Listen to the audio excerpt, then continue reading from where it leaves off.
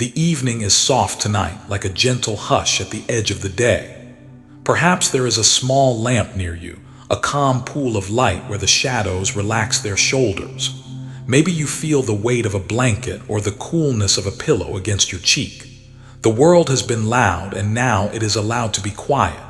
You do not need to perform anything here. You do not even need to try to be calm. You can simply be in the tender glow of this moment with a breath that belongs to no one else. Let your breath lengthen without effort, as if it remembers how to wander slowly along a favorite path. Notice the rise of your chest, the settling of your belly, the tiny pause at the end of an exhale that feels like a small bow. If thoughts are still moving quickly, you do not have to chase them. Thoughts are like birds crossing the dusk. You can watch their wings without needing to follow. Before we go on, let me know where you're listening from. And if this brings you peace, please subscribe to Calm Buddha Path so more people can find it. In this gathering of quiet, we are going to explore a kind and workable way to release overthinking. Not by force, not by wrestling the mind into stillness. Instead, by offering it something better, a steady presence, a bit of clarity, and a warm seat beside the hearth of your own life. Overthinking often feels like being pulled into a fast river. The more we fight the current, the more exhausted we become. But if we learn where the gentle eddies are, if we learn how to float, the river can carry us in a new way. We will find those eddies tonight. We will discover the friendliness underneath thought. Pause for a moment and feel the ordinary goodness of being here. The fabric against your skin, the quiet hum of evening, the way your jaw softens when you remember you do not need to clench. Allow a slower exhale. Let your shoulders descend by a breath's thickness. If this is all you do, it is enough.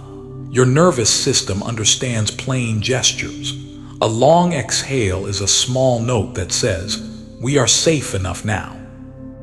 Overthinking grows out of three old habits that the Buddhist tradition names with simple clarity. Craving, when the mind wants certainty, control, or a perfect outcome. Aversion, when the mind tries to push away what is painful, awkward, or unknown. Confusion, when the mind doesn't see things clearly and rushes to fill the gap with stories. These habits are not sins. They are strategies. They learn to protect us. And yet, when they run the entire show, they make sleep shallow and days brittle. Together, we will practice a kinder trio: release, acceptance, and clear seeing. Tonight, we begin with a single doorway: the body's wisdom. The body is honest. It tells us when we have wandered from our grounded path and into the long hallway of worry. Let your attention move from thought to sensation, as if you were a gentle traveler returning home. Maybe there is a stretch of warmth across the chest. Maybe the hands feel a little buzzy. Maybe the forehead carries a thin band of pressure like a headband you forgot you were wearing. You do not have to change any of it. Imagine you are keeping quiet company with yourself, the way a friend sits with you on a porch at night and says, "I'm here." This is the beginning of release, not a command but a companionship. There is a small practice you can carry anywhere, especially when you lie down and your mind wants to sprint. It works with the rhythm already happening in you, and it whispers the body back into trust. Anchor touch 30 seconds. Rest a hand on your chest or belly if it feels right. Feel the warmth of your own palm and the slow expansion under it. If touch is not comfortable, simply imagine that soothing weight. Let the exhale lengthen like a sigh you didn't know you were holding. You can pause anytime. If the mind gallops, return to the hand, to warmth, to the simple rise and fall. This is how we begin to retrain the pattern of overthinking, not by creating a new problem to solve, but by interrupting the old loop with a living signal of safety. Thought will still try to help. It will offer rehearsals for tomorrow's meeting. It will replay the comment from earlier that left a small bruise. You can thank it. You can say, "I know you're trying to help." And then you can let the hand on your chest answer for you, saying, "Help is here." It is a conversation between the protective mind and the wise body. Over time, the mind learns to trust this warmth, and you fall asleep the way a boat rocks gently to shore. We also invite a little clear seeing. Notice the moment when a thought becomes a story and the story becomes a mood. That shift is subtle. It often happens when we add a second arrow to the first. There is a teaching that describes this with beautiful familiarity.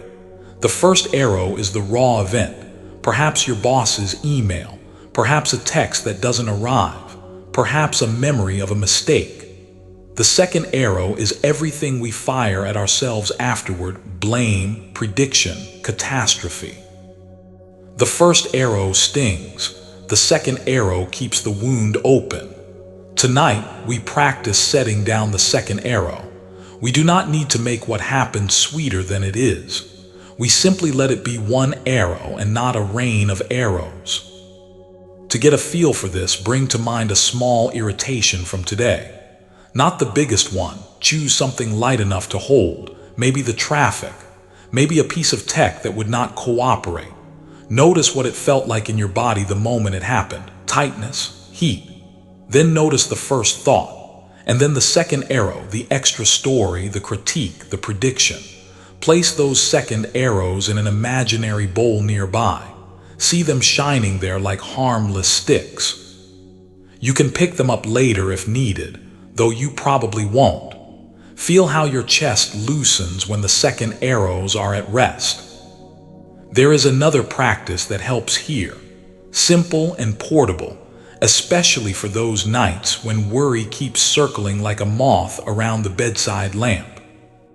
Name and nest 45 seconds. Gently name what you feel: tight, buzzing, sad, restless. Keep the words small and plain. Then imagine you are nesting that feeling inside breath and warmth, the way you tuck a blanket around a child. If it wants more room, give it more room. If it wants quiet, let the exhale be quieter. You can pause anytime. There is no wrong way to nest. Overthinking often grows in sterile rooms. The glare of relentless productivity, the constantly refreshed feed, the long corridor of shoulds.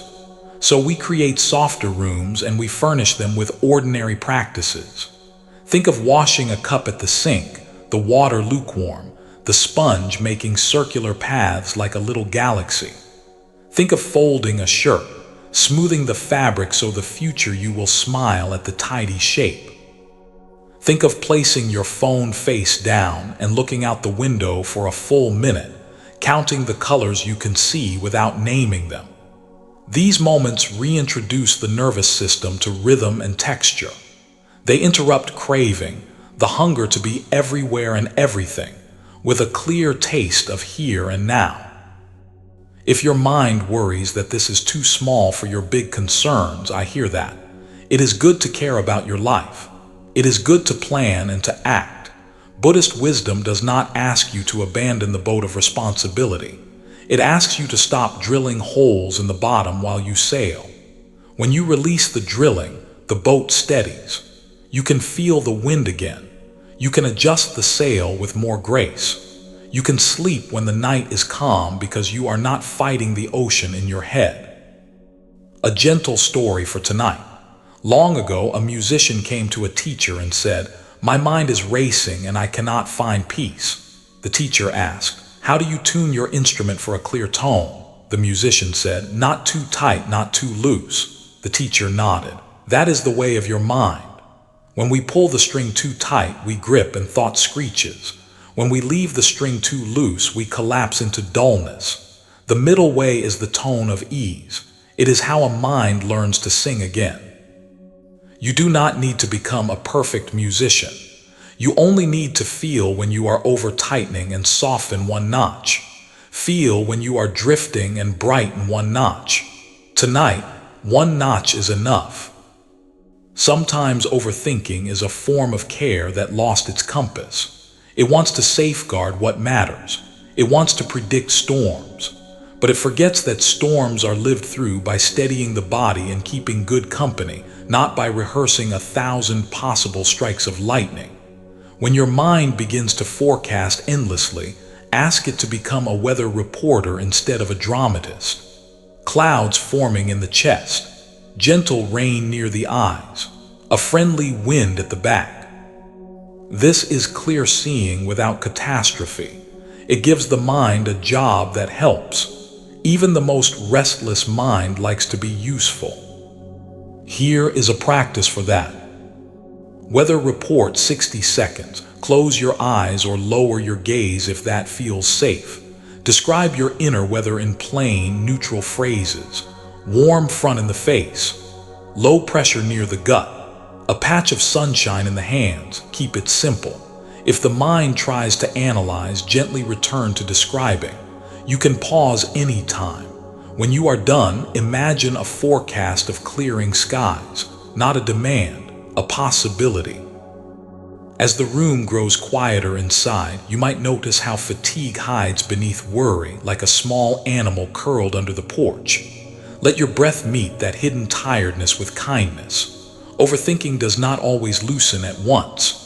You may feel the mind rev up again like a car that wants to make one more loop around the block. This is not failure. It is the old habit waving goodbye on its own terms. Let it loop once, then guide it back to the driveway. Turn off the engine. The keys are in your palm. There is nothing left to do right now. If sleep feels near, you can ride the slow tide that comes and goes naturally. If sleep feels far, you can rest without sleep and still be nourished. Give your body permission to sink into the surface beneath it, as if you were a leaf resting on a quiet pond. Let the small muscles around the eyes soften. Let the tongue rest heavy in the cradle of the mouth. If you like, imagine a warm candle at the center of your chest. With each exhale, the flame steadies. With each inhale, the circle of light grows just enough to include whatever you feel. You are not trying to disappear. You are learning how to belong to this moment with less effort. There will be times when craving rises again, the craving to solve, to fix, to get it over with. You can acknowledge it without feeding it. Whisper, "I hear you." Then see if one small helpful action exists in this moment. A glass of water, a change of position, turning down the brightness on the screen. If no action is needed, return to the breath's friendly path. The mind will settle not because you forced it to, but because you created conditions for peace and then allowed peace to do what peace does. Before we close this first evening together, I want to leave you with a tenderness for the person you have been all day. The one who replied to messages, who tried to be a good friend, a good parent, a good partner, a good colleague, a good human in a complex world. You did not do it perfectly. No one does, but you did it. You moved through the hours. And now the part of you that steers can take its hands from the wheel and rest. The night can carry some of the weight. One more short practice to meet yourself as you are. 3 kind lines, 40 seconds. Offer yourself 3 lines of kindness quietly or aloud, shaped like you. They can be simple. You did enough today. It is okay to rest. Tomorrow will come and you will meet it. If these lines don't fit tonight, you can change them. If the voice feels stiff, imagine someone who loves you speaking them. You can pause anytime. The point is not poetry. The point is permission. As you lie here, let your attention widen enough to include the room, the window in the dark, the faint sound of a city or a field, the give of the mattress, the patient support, the way it doesn't ask anything back. With each exhale, imagine a little sand falling through the hourglass. With each inhale, imagine a soft wave smoothing the sand below. You are part of a rhythm older than worry. You are allowed to ride it. You are allowed to sleep.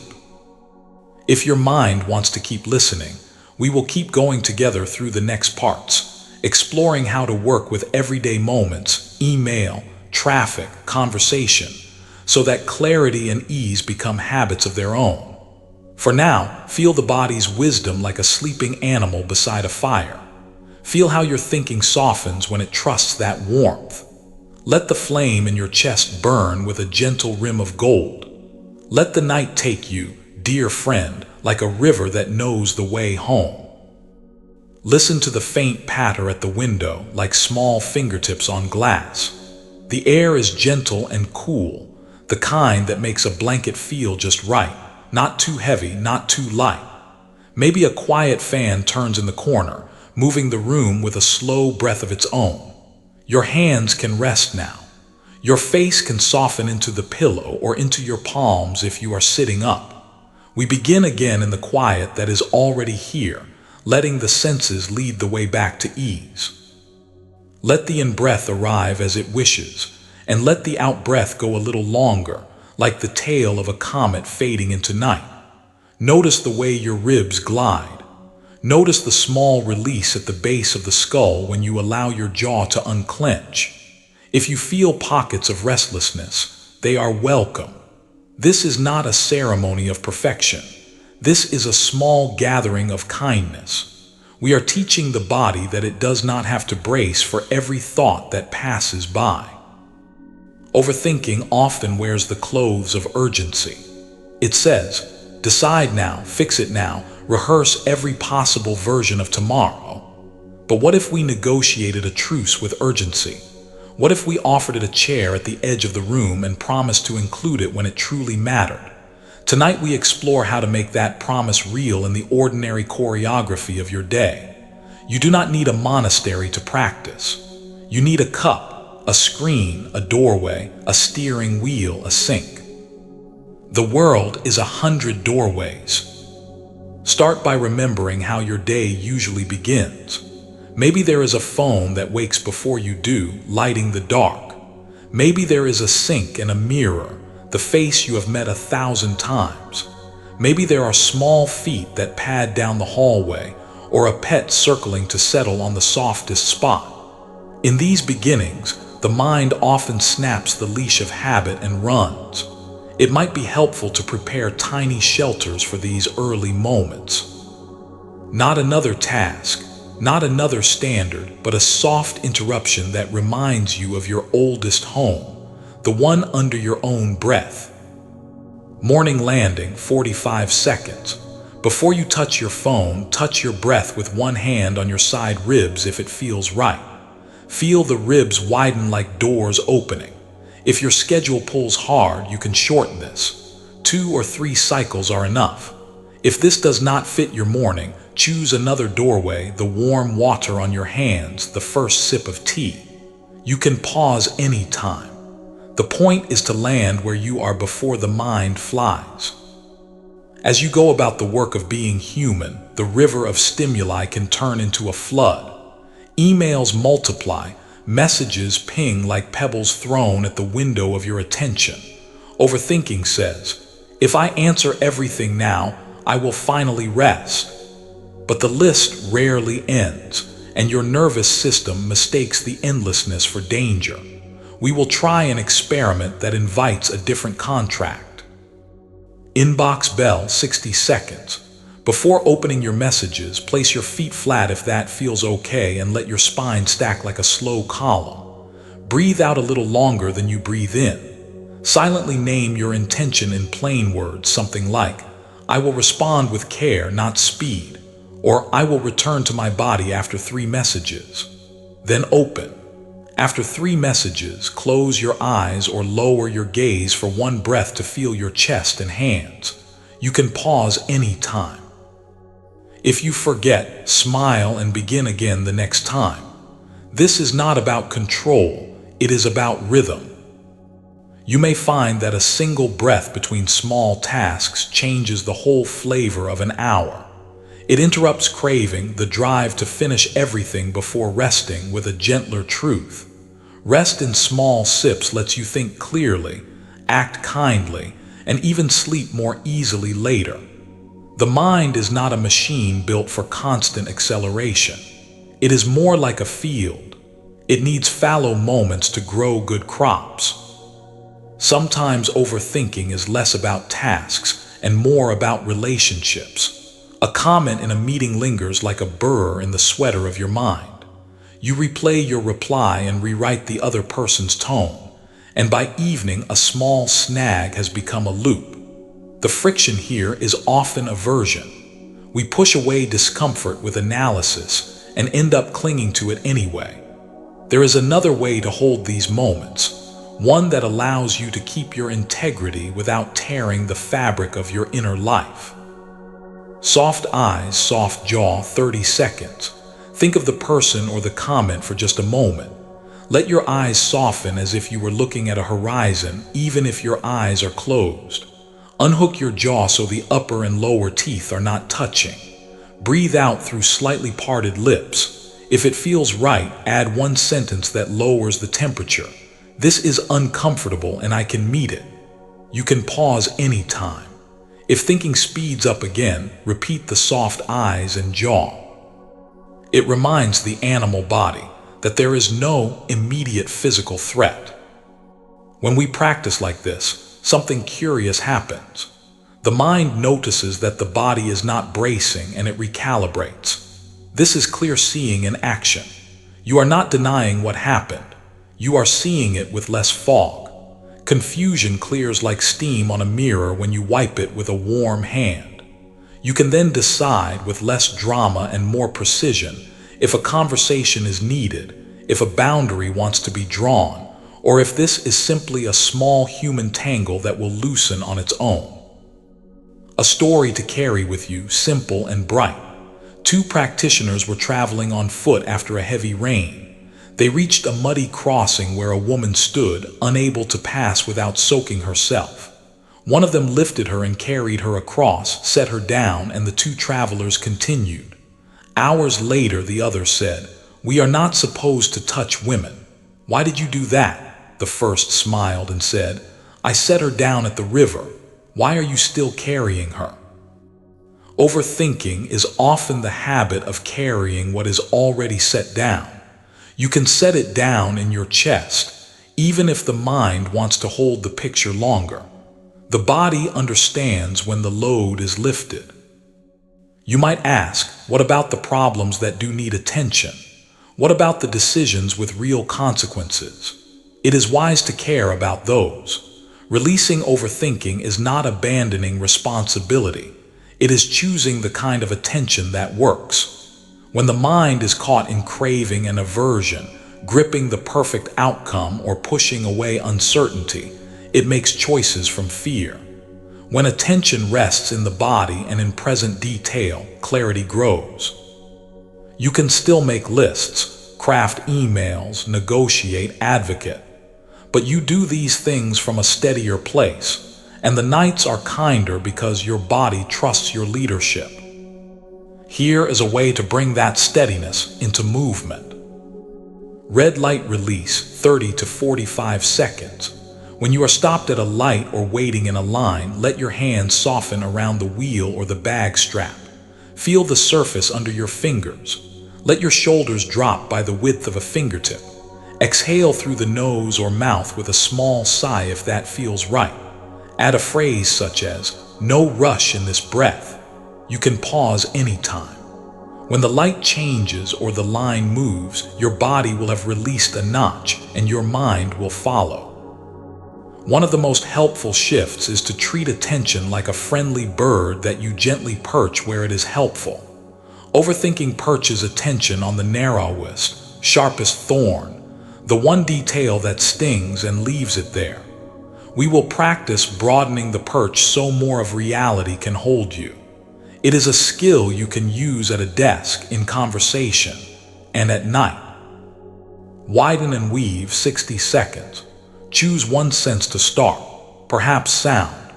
Name 3 distinct sounds without judging them: the faint hum of the room, distant traffic, a clock's soft tick.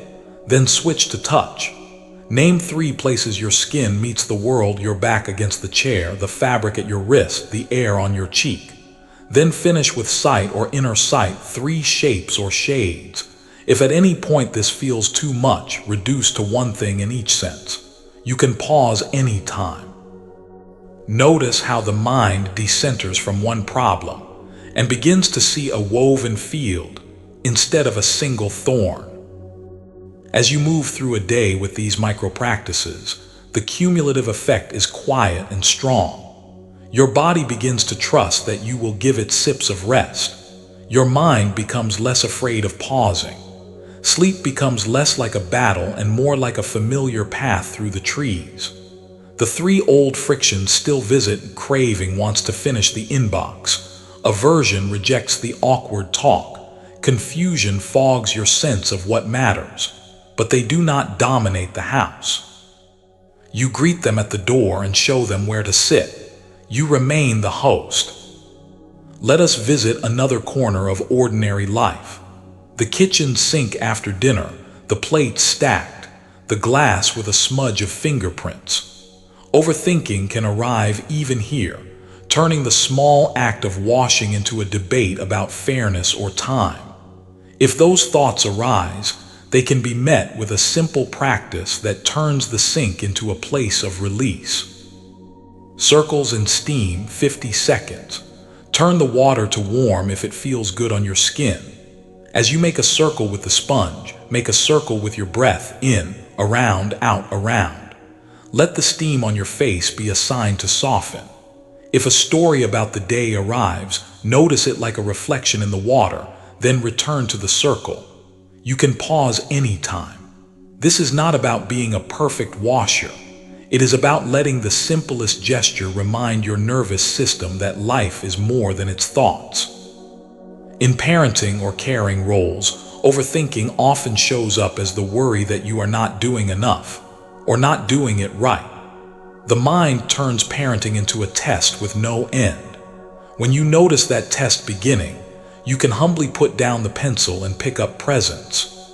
Presence is not flashy, and it leaves few proof marks, but it signals to the child and to your own body that you are here, not in a hypothetical courtroom of imagined judgments. Palm to palm, 40 seconds.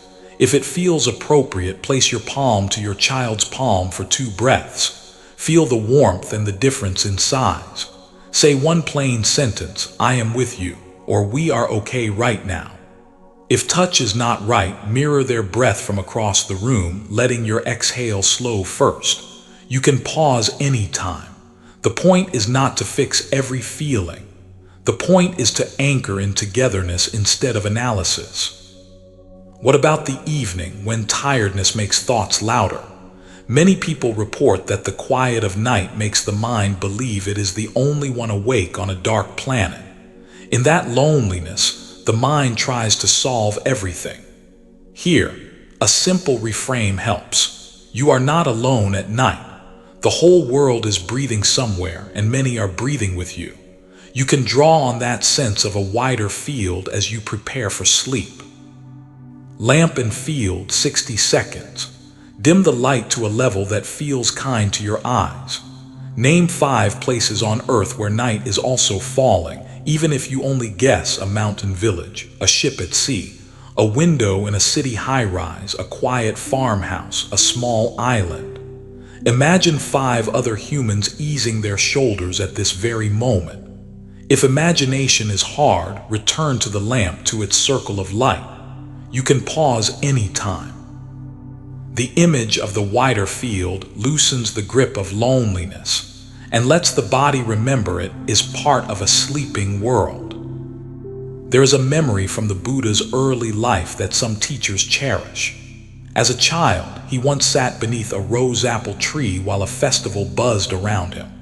Without trying, his breath slowed. He felt a simple happiness, unforced and clean. Years later, after strenuous striving, he remembered that childhood ease and recognized it as the right direction: effort without strain, alertness without anxiety. This memory can be yours too, not as a mystical event, but as a bodily truth.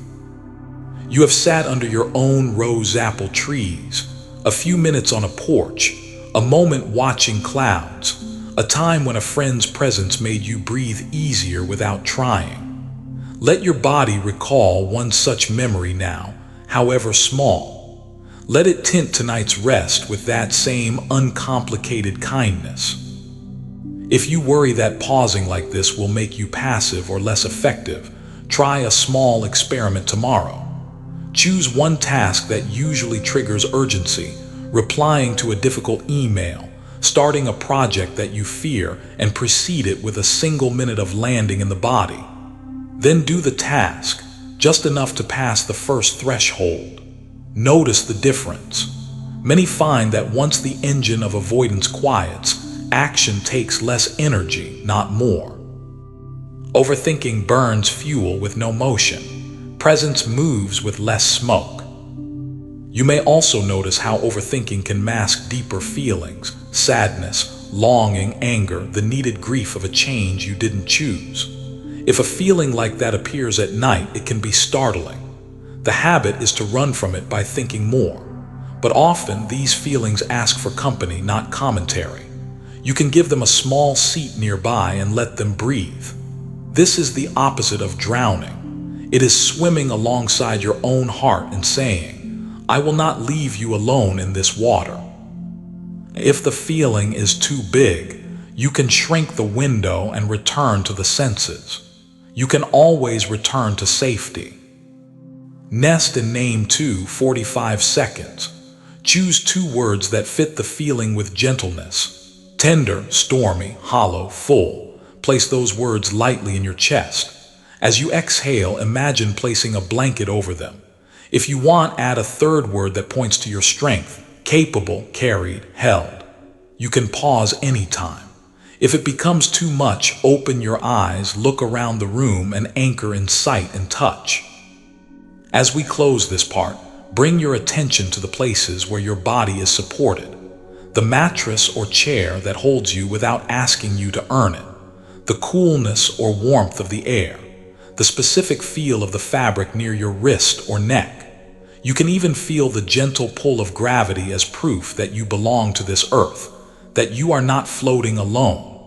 Overthinking often pretends that everything depends on your effort. Gravity reminds you that some forces carry you with zero demand. You can let yourself be carried a little. If sleep is approaching, you can allow the edges of awareness to blur like watercolor in the rain.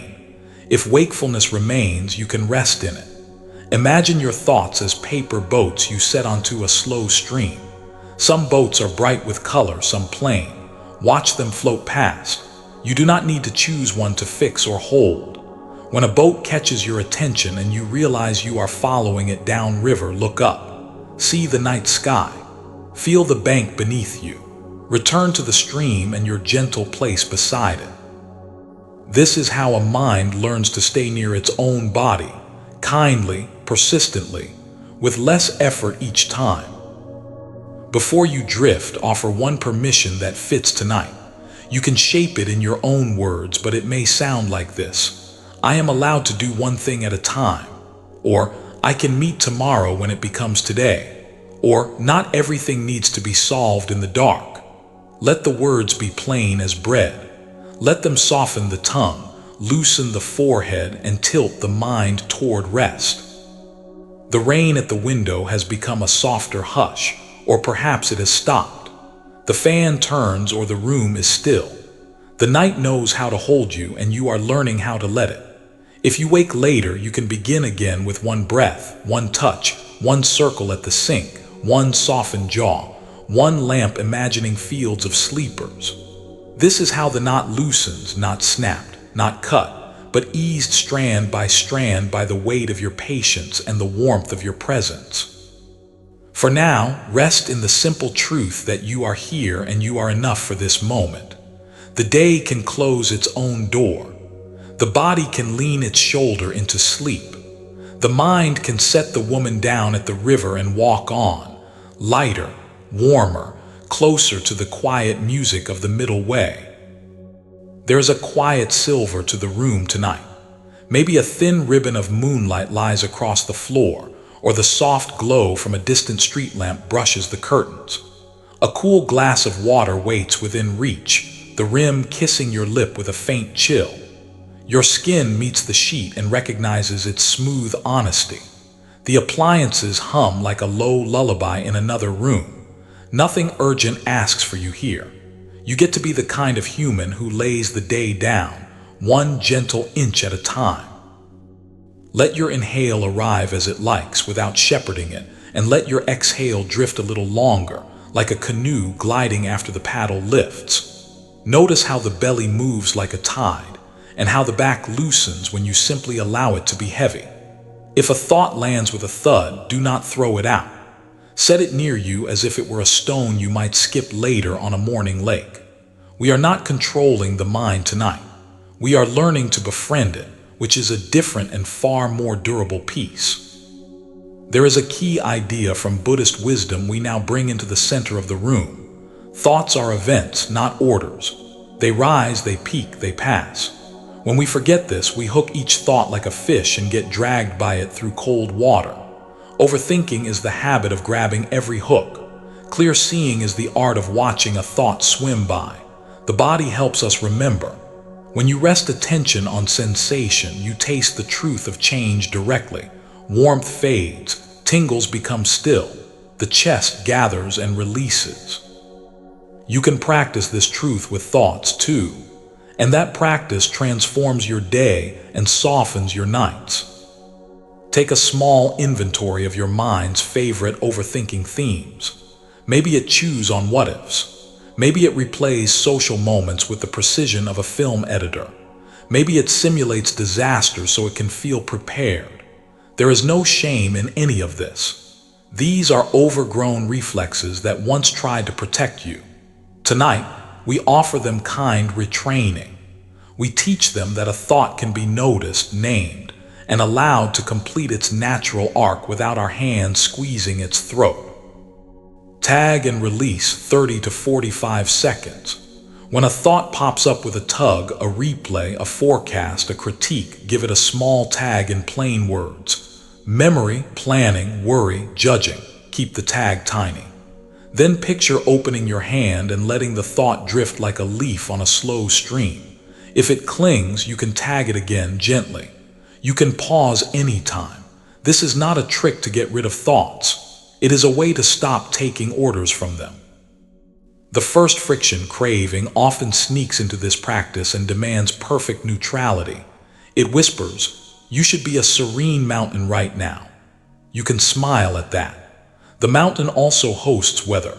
You are allowed a breeze of annoyance, a patch of fog, a bright, brief rain. Perfection is another form of craving.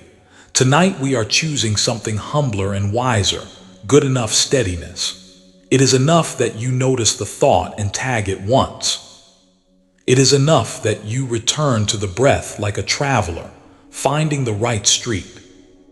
The second friction, aversion, shows up as resistance to the feelings underneath the thoughts. The mind thinks, if I keep spinning stories, I won't have to feel that ache behind my sternum. But the ache remains and the spinning multiplies. The body is kinder than this. It can feel an ache in generous space and not be destroyed. When you make room for the sensation beneath the thought, the story often loosens on its own. Room for the real, 45 seconds. Choose one sensation under the mental chatter, pressure in the forehead, flutter in the belly, a knot near the throat. Imagine drawing a circle around it with your attention that is 2 inches wider than the sensation. Breathe so the circle remains wide and soft. If it is too much, shrink the circle or shift to feeling your hands. You can pause anytime. The goal is not bravery for its own sake. It is company for what is true. The third friction, confusion, fogs the difference between useful thinking and looping. It helps to set a gentle boundary. Useful thinking has an output that you could write on a sticky note. Looping is a hallway with many mirrors. If no note appears after a few minutes, you can label it looping and return to presence. This is clear seeing without scolding. It's how you keep the house of your attention in order. Sticky note test, 60 seconds. Bring to mind a current topic that keeps knocking, a decision, a conversation, a plan. Ask, is there a next step I could write in 7 words or fewer? If yes, whisper that step, and if it feels right, set a reminder and release the rest. If no, label the activity looping, place it in a mental drawer that says review tomorrow, and feel your feet or hands for 2 breaths. You can pause anytime. This is not avoidance, it is timing. A small parable for your bedside. A student once brought a bowl of water to a teacher and stirred the bottom with a stick. "Look," the student said, "this is how my mind feels."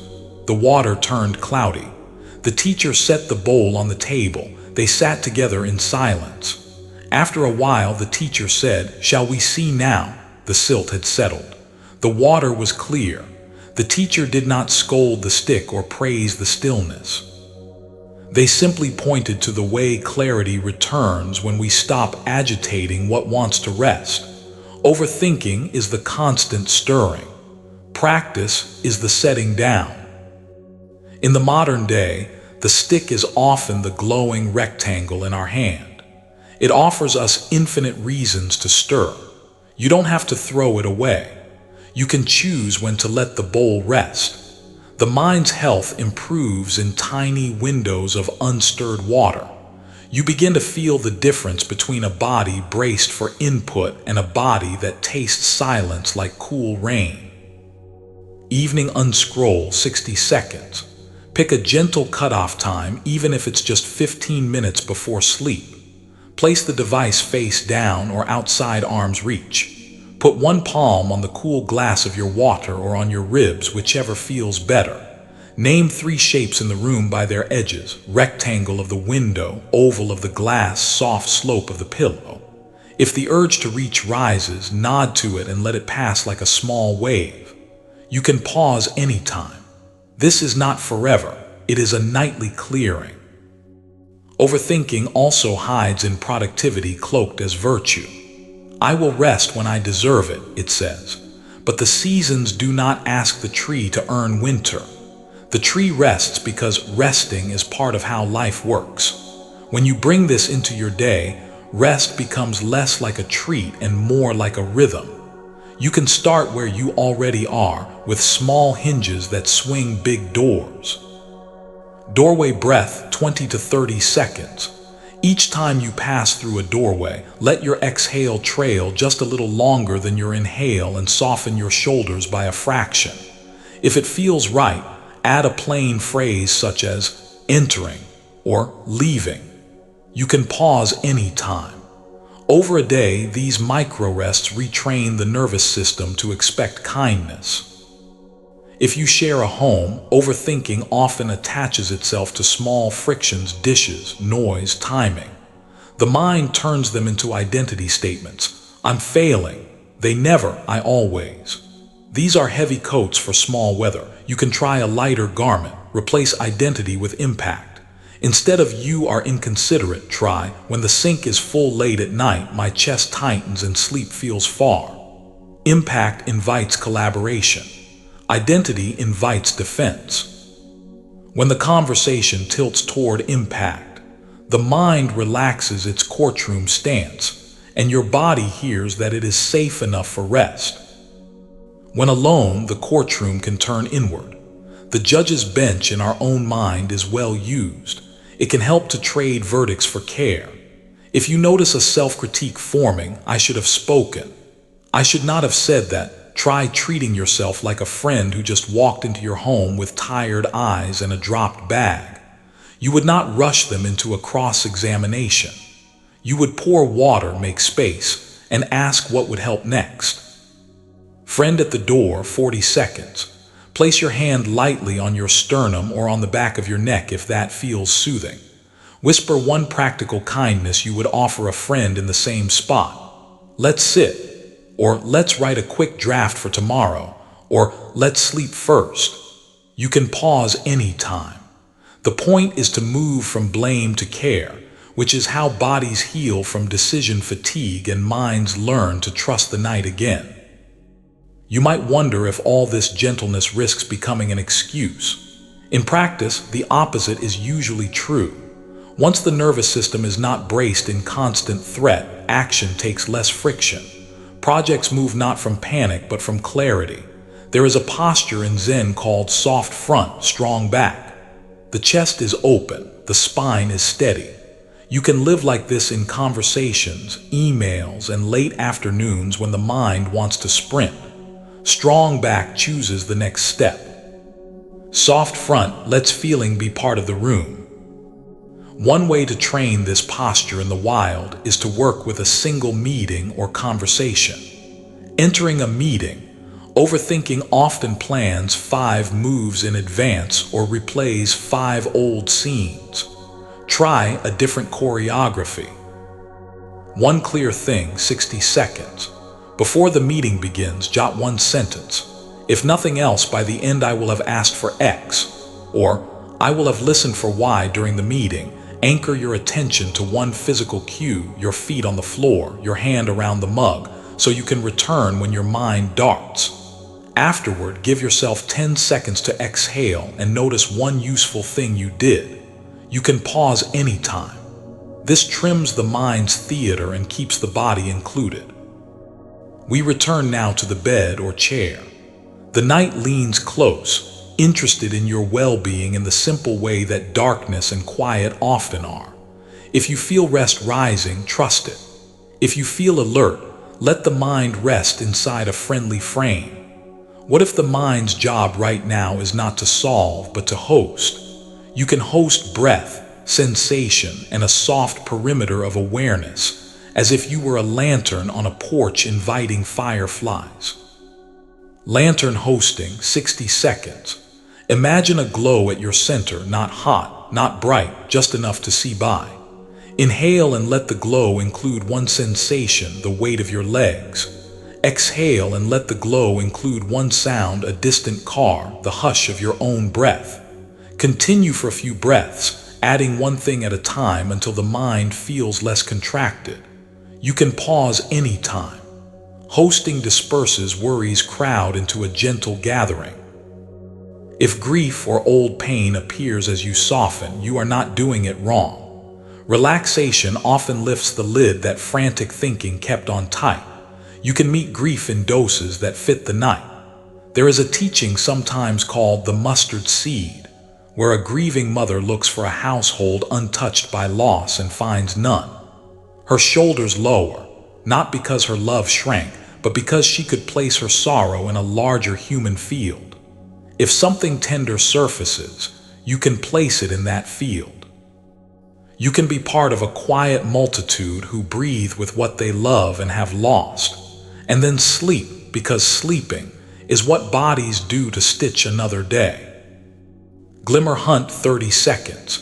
Even alongside heaviness, look for one small glimmer, the cool rim of the glass, the fabric smoothness, a memory of a hand you once held. Name it gently. If it feels right, let the exhale linger on the glimmer for a heartbeat longer. You can pause anytime. Glimmers are not a denial of pain. They are proof that life is spacious enough to hold more than one note. The more you practice, the more you will notice how thoughts are like visitors. Some are kind, some are loud, some repeat themselves. You don't need to lock the door or throw a party for each one. You can meet them on the porch and decide whether tonight is the night for company. This is identity lightening. You are not the sum of your thoughts. You are the one who hosts them with wisdom. The host is quieter than any single guest and much more patient. Thought ticket collector, 45 seconds. Imagine you are at a small station and each thought hands you a ticket with its category stamped on it. Memory, planning, fear, daydream. Punch the ticket with your breath and let the passenger pass if there is no train for it tonight. If a planning train is scheduled for tomorrow, place the ticket in the morning box. You can pause anytime. The act of sorting reminds the mind that time exists and not every train runs at midnight. Craving may protest. It wants the midnight express to certainty. But certainty is a train that never fully arrives. What arrives is the next breath, the next small action in daylight, the next kind boundary. Aversion may argue that feelings are too messy for night, but feelings, when held in wide space, often ask less than we think. Confusion may whisper that these practices are too simple to touch big problems. Simplicity is not smallness, it is leverage. A few inches of the right leverage lifts a heavy thing without strain. If sleep is near, glide toward it as you would toward a shoreline you trust. If wakefulness lingers, rest anyway. Rest is a practice in its own right and counts. Feel the gravity that holds you like invisible hands. Feel how the mattress, chair, or floor supports you without asking for payment or proof. Let that support tutor your mind in the art of being held. You were carried before you could walk. You are carried even now by breath and earth and the ordinary kindness of fabric and wood. Before you settle fully, choose one small promise for tomorrow that honors this work of releasing. Make it easy enough that your future self can say yes. One breath at a doorway, 1 minute of unstirred water at lunch, one meeting with one clear thing. Whisper it now. If you like, imagine writing it on that sticky note and placing it somewhere bright in the morning. Then let the note dissolve. The body has already recorded it. Let's end with a soft picture. You are sitting beside a clear pond at dawn. Earlier, the water was muddy from your steps, but now it mirrors the early light and the first bird crossing that pale sky. You are not trying to polish the surface. You are letting stillness do its natural work. Your mind can learn to be this pond more often, and when wind comes, as wind does, you will remember that clarity returns in its time. There is nothing to force and nothing to fear. You are a human learning how to live kindly with a mind, which is a beautiful and ordinary thing. Let your mouth soften. Let the eyes rest back in their sockets as if into hammocks. Let the tongue release from the roof of the mouth and settle heavy and quiet. The air you breathe now is enough. The rest you take now is allowed. The thoughts that visit now can be tagged or hosted or met at the porch with a friendly nod and a rain check for morning. You are allowed this peace. You are allowed to sleep. The room carries a different quiet tonight, as if the evening air has been freshly washed. Perhaps a soft breeze brushes the edge of the curtain. Maybe the scent of clean cotton lingers, or the faintest hint of tea cools near your hand. Your body recognizes this hour. The spine can lean back. The forehead can loosen its grip. It is safe to arrive again, to be a guest in your own gentle space. Let your breathing find a slower rhythm without steering it. Imagine the inhale as a tide inching onto the shore and the exhale as a tide easing away, leaving the sand smoother than before. Feel the skin along your ribs expand, then settle. Notice the quiet weight of your legs, the way gravity cares for them without your help. If the mind runs ahead, you don't need to chase it. Let thought be like a passerby seen from a porch at dusk. You nod. You stay. Tonight we turn toward a tender skill that calms the mind and brings sleep closer. Learning to meet moments as they are, not as our predictions declare them to be. Overthinking often writes scripts. It fills in every blank with a worst-case scene. In Buddhist language, this is confusion weaving a story over a partial view. The body can help us return to what is real and present. And when we meet reality with kindness, craving loosens its grip and aversion doesn't need to slam the door. Start with the small theater of your phone. Many nights the last light on our face is not a moon, but a screen. The mind promises one more look will make tomorrow lighter. Often, it only thickens the mind's fog. Rather than declaring an impossible ban, let's design an easy ritual that gently retrains attention. Gentle docking, 40 seconds. Choose a place for your device to sleep, a simple ledge or table away from the pillow. When the evening turns quiet, walk it there like a small boat you're guiding into harbor. As you set it down, exhale a touch longer and feel your hand open. If you like, add one line in plain words. Rest now. If this doesn't fit tonight, you can try again tomorrow. You can pause anytime. This is about rhythm, not rules. You might notice a flare of craving as you step away, the wanting to know, to control, to be certain you have not missed anything. Craving wears many costumes, and certainty is one of its favorite suits. You can respond with a friendly bow. Wanting is here. When you name craving, it becomes an event rather than an identity. You are not a person who cannot put the phone down. You are a person noticing wanting rise and fall. The space that opens is not empty, it is breathable. Now shift your attention to the body's map. Overthinking often collects in a few places: the brow, the jaw, the throat, the chest. Each has a language. The brow asks for trust. The jaw asks for permission to unclench. The throat asks to be allowed a voice or a sigh.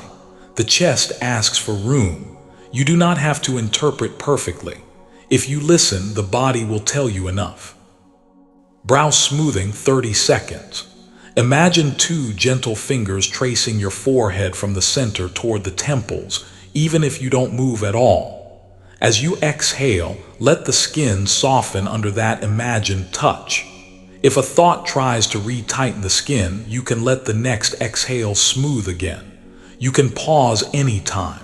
Nothing to fix, only softening. Jaw unhook, 20 seconds. Let the teeth part just enough for a sip of air. Place the tongue behind the lower front teeth if that feels comfortable. Breathe out through slightly parted lips like you are fogging a window. You can pause anytime.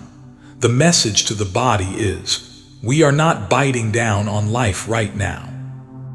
Throat doorway, 30 seconds. Sense a small doorway at the base of the throat. With each exhale, imagine that doorway opening a little, as if a warm breeze could pass. If emotion rises, you can widen the doorway, or you can narrow it and return to your hands. You can pause anytime. The point is not to force expression, but to give the throat permission to be real. As you soften these small gates, you may notice thoughts don't need to sprint as hard to guard them. The vigil relaxes. Your mind begins to trust the body's signs again. From this trust, clear seeing grows. You respond to what is actually happening instead of to a predicted storm. Consider a common tangle. An email arrives with a sharp tone. Overthinking writes a courtroom drama. It invents the motives, rehearses rebuttals, drafts 3 future disasters. The body tightens. Sleep becomes a negotiation with imaginary jurors. Another way is possible. You can let the first arrow be felt, the sting of the tone, the quick heat, and refuse the rain of second arrows. Then you can choose a small, kind action aligned with reality. Clear step, 60 seconds. Read the message once. Close your eyes or lower your gaze. Name 2 sensations in the body. Exhale longer by a breath's width. Ask, what is the simplest truthful response I could write on a sticky note? If one appears, jot it or set a reminder. If none appears, label this looping. Place it in the morning drawer and return to the body for 2 breaths. You can pause anytime. This keeps you close to the ground where actual steps are taken. A short parable for the night. A traveler in low light saw a coiled snake on the path and froze in fear. Heart racing, he detoured through brambles and arrived home torn and exhausted. In the morning sun, he returned and found a length of rope. His body relaxed and he laughed with relief and tenderness toward his frightened self. Overthinking often takes rope for snake. The fear is understandable. Light helps. Your practices are light. Sensation is light. A slower exhale is light. We don't shame the nighttime traveler. We give them a lantern.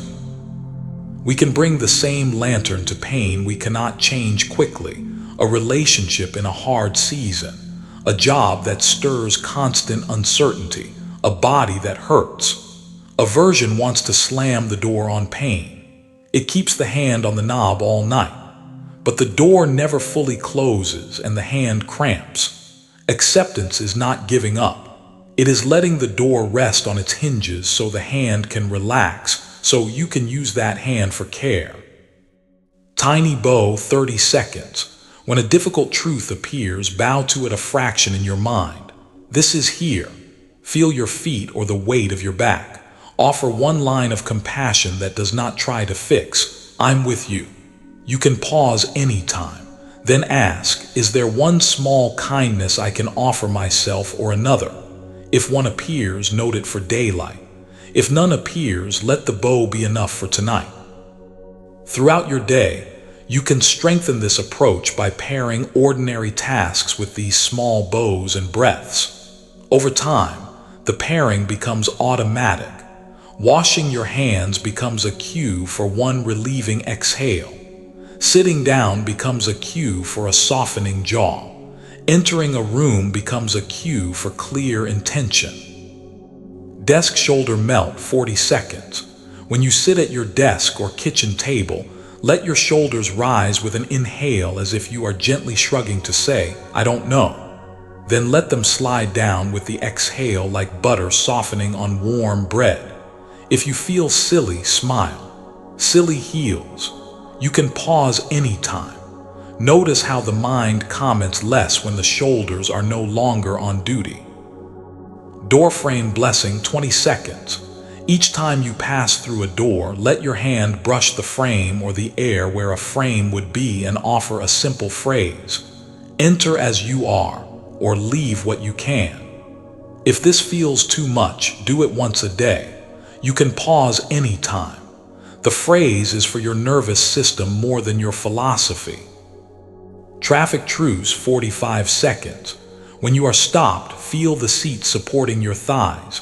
Soften your grip on the wheel by 5%. Exhale through the nose or lips and whisper, not a race. If irritation spikes, let it be a weather report. Storm cell in the chest. You can pause anytime. The practice turns a common trigger into a small training ground for release. We also need a way to relate to the background hum of self-criticism that tends to narrate our days. Overthinking often hides inside that voice, posing as responsible planning or moral vigilance. It is helpful to swap the critic for a coach who speaks plainly and kindly, and only when needed. Coach swap, 60 seconds. When the inner critic begins a paragraph, hold up an inner hand. Invite a coach to speak using short, actionable lines. Send the email draft. Stretch the back. Drink water. Keep the lines free of insult. If the critic insists, name it old pattern and return to the coach. You can pause anytime. Over time, the body learns to anticipate help instead of attack, and sleep arrives with fewer bruises. Another piece of clear seeing is to recognize the cycle of attention theft. Certain inputs are designed to capture you and keep you captured. There is no moral failure in being captured. It is a design success. Your job is to remain the host. Hosts decide how many guests they can comfortably serve. Hosts choose the music and the time when the lights dim. A simple boundary sets a tone the body trusts. Light dimmer, 45 seconds. Choose one period of the day when you will have a lower intake, maybe the first 10 minutes after waking or the last 15 before bed. Lower the literal light on screens and the figurative light of incoming information. If people need you urgently, they will call. If the mind panics, acknowledge, panicking is here, and return to the dimmer. You can pause anytime. The body begins to expect an exhale in these zones, and the mind follows suit at night. We continue with identity lightening, a theme that makes overthinking soften its posture. Instead of I am an anxious person, try anxiety visits me. Instead of I'm bad at resting, try rest is a skill I'm learning. Language shapes the chamber the mind sleeps in. Make the chamber generous. Word swap, 30 seconds. Catch one sentence tonight that makes you an identity. Swap it for a phrasing that makes it an experience. I'm overwhelmed becomes overwhelm is moving through. If that feels false, try I'm feeling overwhelmed right now. You can pause anytime. This is not word magic, it is accurate. Experiences move. You are larger. Consider also how routine care for the body eases mental knots. Drink water more often than your screen refreshes. For some, a warm shower at night releases a day's worth of holding in 15 peaceful minutes. For others, a brief stretch opens sleep's door. None of this is glamorous. All of it is effective. Evening scan, pebble by pebble, 60 seconds. Lie down or sit comfortably. Imagine small river stones warming under the sun. Place a stone with your attention at the crown of your head. As you exhale, let that area soften around the warm stone. Move pebble by pebble down the body, forehead, eyes, jaw, throat, chest, belly, hips, thighs, calves, feet. If any area resists, let the stone rest nearby. You can pause anytime. The stones are not a fix, they are companions that invite release. As you work with these practices, you may notice tiny victories you used to overlook. You paused before replying and softened your jaw. You set the device to dock and felt a small lift in your chest. You walked through a door and remembered that you can enter as you are. Celebrate these not with fireworks but with a nod. The mind learns through repetition and reward. Let the reward be the simple satisfaction of feeling yourself care for yourself. What about the nights when none of this seems to touch the engine of the mind, when thoughts rev and circle, and you feel like a pilot stuck in a holding pattern over a sleeping city? On those nights, widen the frame even more. Let the mind be busy and cradle the busyness in something larger. Sky above, 45 seconds. Picture your thoughts as planes moving across the sky. Some climb, some descend, some cross paths. You are not the planes. You are the sky that allows flight. Inhale and feel the width of your chest and back. Exhale and feel the length of your body. If it feels right, whisper, plenty of room. You can pause anytime. Even if sleep does not arrive immediately, rest does, and the sky remains wide until morning light. When dawn comes, even after a choppy night, greet yourself without a ledger. The practice is not a test you pass. It is a path you walk. Buddhist wisdom calls this continuity of attention, not a single peak moment, but a friendly thread through ordinary hours. That thread can pass through dishes, emails, hallway hugs, and red lights. It can certainly pass through the softness of your bed.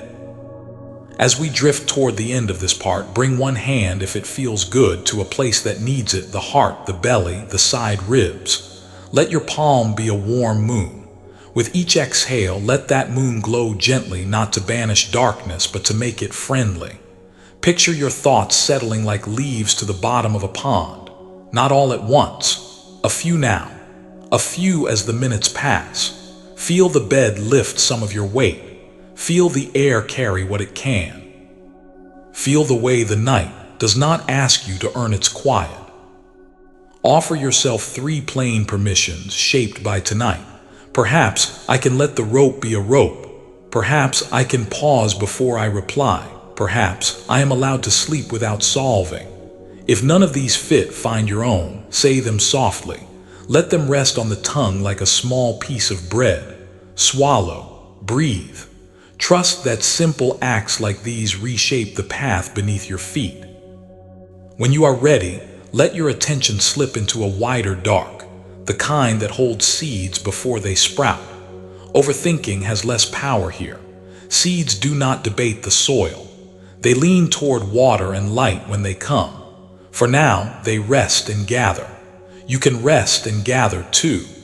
The world will still be here when morning arrives, but your capacity to meet it will be stronger for this kindness you offer yourself now. You are doing enough. You are becoming a friend to your own mind. You are learning the art of meeting what is here with a soft front and a strong, steady back. Let the back hold you. Let the front be warm. Let sleep, if it wishes, come like a tide across the sand, smoothing the day's footprints into a clean, quiet shore.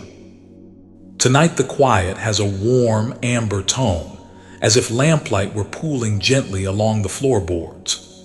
The air feels still and friendly. A cup, maybe empty now, keeps a little memory of heat against your palm. You might hear the faint tick of a clock or distant traffic smoothing into a hush. The body recognizes this soft frame and loosens a notch. Your cheeks can drop from the day's effort. Your eyes can rest back in their sockets like stones resting at the bottom of a clear stream. Let your next inhale arrive like a small invitation. Let your next exhale be a little longer, just enough that the body understands you are finished for now with reaching. The ribs widen and fall. The belly floats like a small boat tied to a gentle dock. If thoughts show up with their lists and diagrams, they can sit nearby on a quiet bench. This hour does not belong to the diagrams. It belongs to you, and to a simpler kind of knowing that comes through the skin, the lungs, and the way a kind word spoken inside can change the weather of a night. We'll spend this part weaving compassion into clear seeing, so that letting go stops feeling like a loss and starts feeling like a return. Overthinking is often a tangle of caring that forgot its hands could be gentle. It tries to protect the future with tightness. It tries to rewrite the past with replay. It wears the three old masks: craving, aversion, confusion. Craving pushes for certainty. Aversion wants to exile what hurts. Confusion smears the whole picture and calls the blur the truth. Compassion does not argue with any of this. Compassion sits beside the mind and places a warm blanket over its shoulders. "Dear one," it says, "you are trying so hard." The simple recognition turns down the volume. From there, clear seeing can do its quiet work. Begin by letting the body feel what compassion sounds like when it is not a concept but a tone. Not dramatic, more like the temperature of bath water that is just right for tired muscles. Tone of kindness, 45 seconds. Place one palm over your heart or along your side ribs if that feels comfortable. Imagine speaking to yourself as you would to a good friend who rang your bell at 10 p.m., eyes tired, shoulders slumped. Keep the sentence short and plain. "You did your best today," or "It's hard, I know." Let the exhale carry the tone, not just the words. You can pause anytime. If the mind resists, you can say, "Resistance is here," and let the next exhale soften the edges. Compassion is not a pass for everything. It is the ground that holds us so we can tell the truth without breaking. In that ground, clear seeing becomes possible. You notice, for example, how a difficult conversation tomorrow has already occupied your chest. You catch the craving for a guaranteed outcome. You catch aversion tightening your jaw against imagined replies. You see confusion blurring the distinction between what you can do and what you cannot. From compassion, you settle into one wise question: what belongs to me and what does not? Belongs and beyond, 60 seconds. Picture two bowls on a table. In the first bowl, place what belongs to you tonight: your breath, your posture, one or two sentences you might choose to say tomorrow, the time you will go to sleep. In the second bowl, place what is beyond you tonight: the other person's mood, the weather of the office, the entire past. If the mind keeps tossing things back and forth, let it, and then return your attention to the weight of your body on the bed or chair. You can pause any time. The bowls do not solve the world. They sort it. Sorting reduces the mind spinning and makes sleep more possible. In this spirit, consider a small story about carrying and setting down. Imagine you needed to cross a river and found a sturdy raft of branches tied with rope. You paddled across, grateful for its steadiness. Reaching the far bank, you faced a choice: hoist the raft onto your back and carry it through the forest, or bow to it and leave it at the water's edge. Many of us carry the raft. We shoulder old strategies long after crossing. Overthinking is often an old raft dragged inland. It helped once. It is heavy now. Letting go is not betrayal, it is accurate. You needed it then, you do not need it here. Raft gratitude, 45 seconds. If an old habit shows up, rehearsing, self-judging, late-night scrolling, thank it for the crossings it helped you make. Picture setting it down by the river with care. Whisper, not through the forest. Feel your hands empty and your back lighten by 1 degree. You can pause anytime. Gratitude disarms craving's insistence and aversion's harshness. It lets clear seeing choose wisely. The mind responds well to images like this because the body understands them. The shoulders lift slightly when you imagine putting something down. The breath deepens when you envision the wide forest without a burden. Sleep comes more readily when the inner traveler is not dragging equipment over roots and stones. We can take compassion even further into everyday scenes so that letting go becomes a muscle trained by repetition. Remember a moment from today when you were stuck in a smaller loop, a minor mistake followed by mental replay, or a sudden worry that made everything else fade. Try meeting that moment now with the 3 inner powers we've been cultivating: compassion, clear seeing, letting go. 3 soft steps, 60 seconds. First, say 1 compassionate sentence, short and plain. Of course that stung. Second, name the facts without the story. The email said X, my chest tightened. Third, let go by choosing your next small action or by setting the topic down for the night. I'll draft 2 lines tomorrow, or I'm closing this drawer now. You can pause anytime. The steps are light on purpose. Heavy steps wake the house. If the loop keeps spinning, remember that compassion is patient. We are not erasing grooves in one night. We are laying new paths and walking them gently until the body trusts their direction. The night is not a courtroom. It is a garden. Things grow slowly here and also with surprising grace. Parenting, caregiving, or partnership often shows us where our compassion gets thin. A toddler's repeated no, a partner's forgetfulness, a parent's stubbornness can pull at old frictions.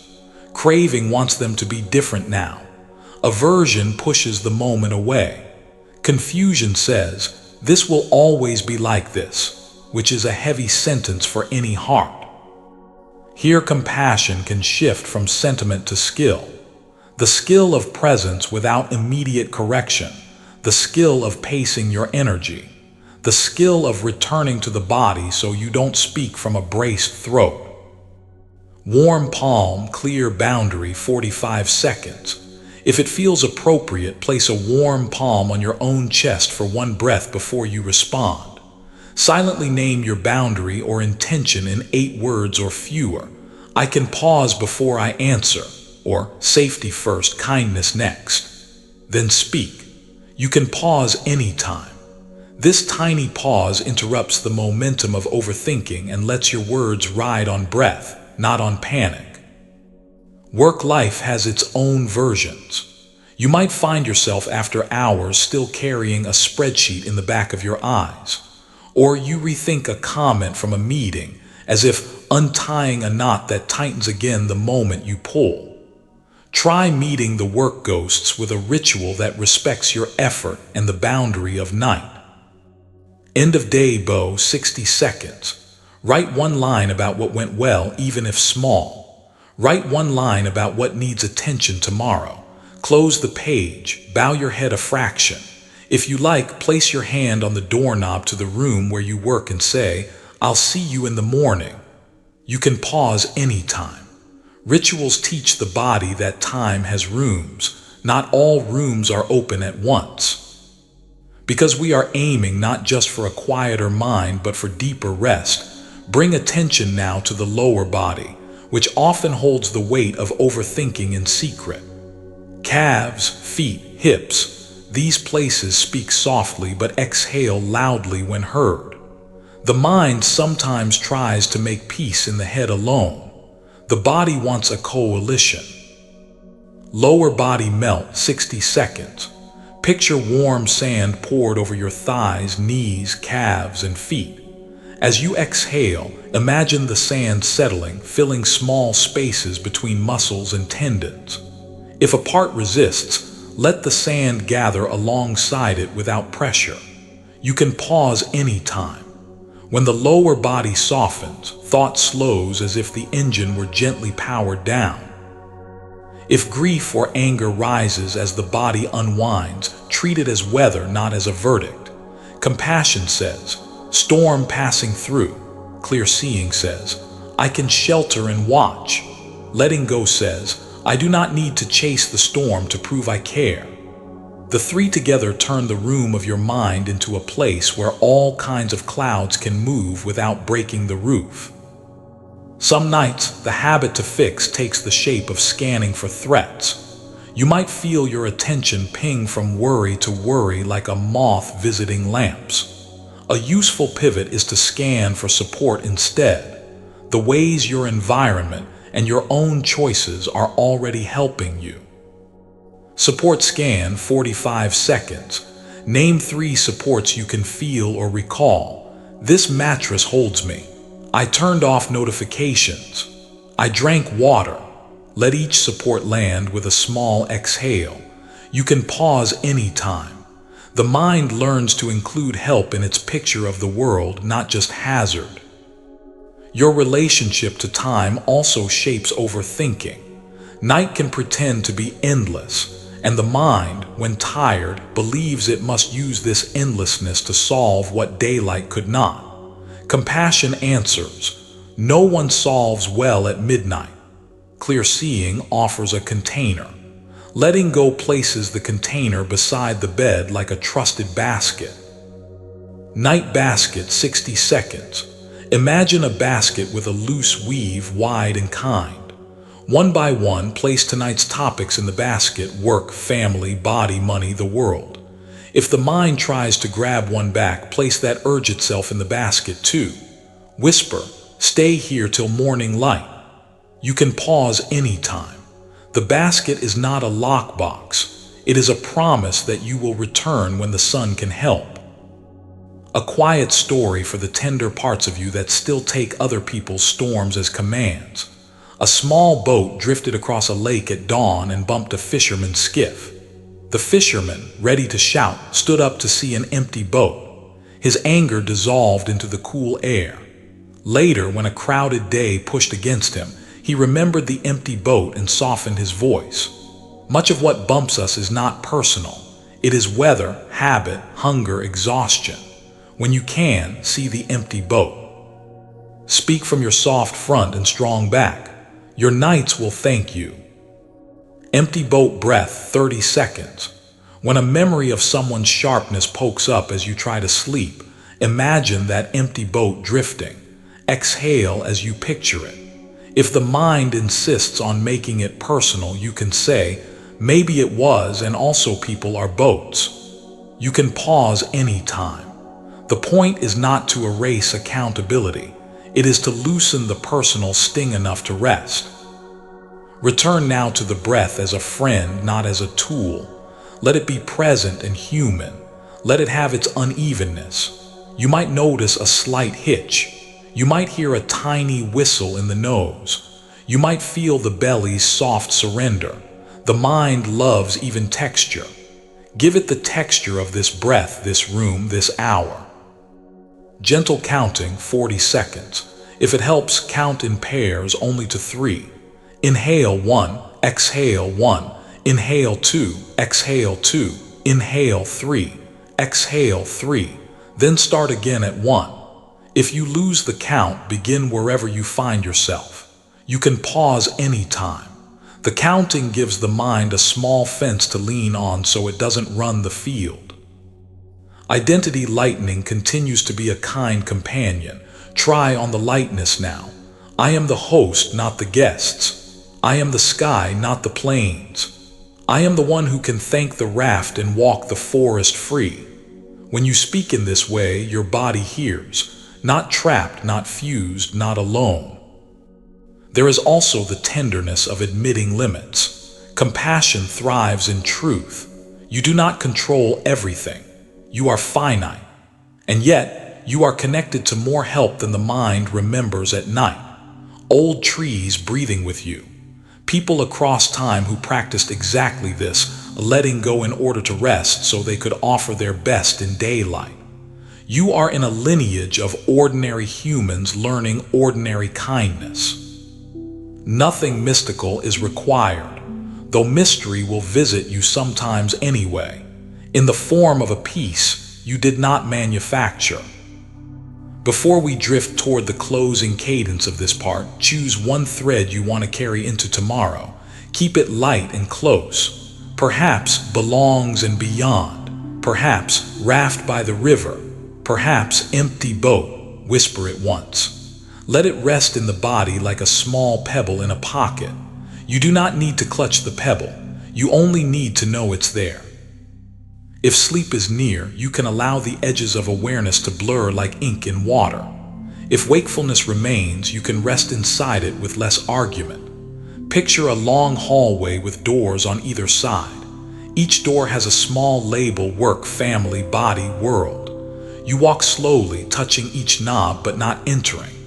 At the end of the hall is a door with your name and a lamp glowing inside. You enter. The room is simple. A bed, a chair, a window where night stands quietly. You lie down. You feel the gravity that holds you as if the earth herself were a steady hand beneath your back. You are allowed to be carried. 3 last permissions for tonight if they fit. I can care without clenching. I can tell the truth and still sleep. I can set the raft down. Speak them softly. Let them ride the next 3 exhalations. If they don't fit, find words that do and let those words have weight. Now the senses can dim. The lamp can fade to afterglow. The breath can become a tide the mind no longer needs to watch. If you wake later, remember the bowls, the basket, the boat.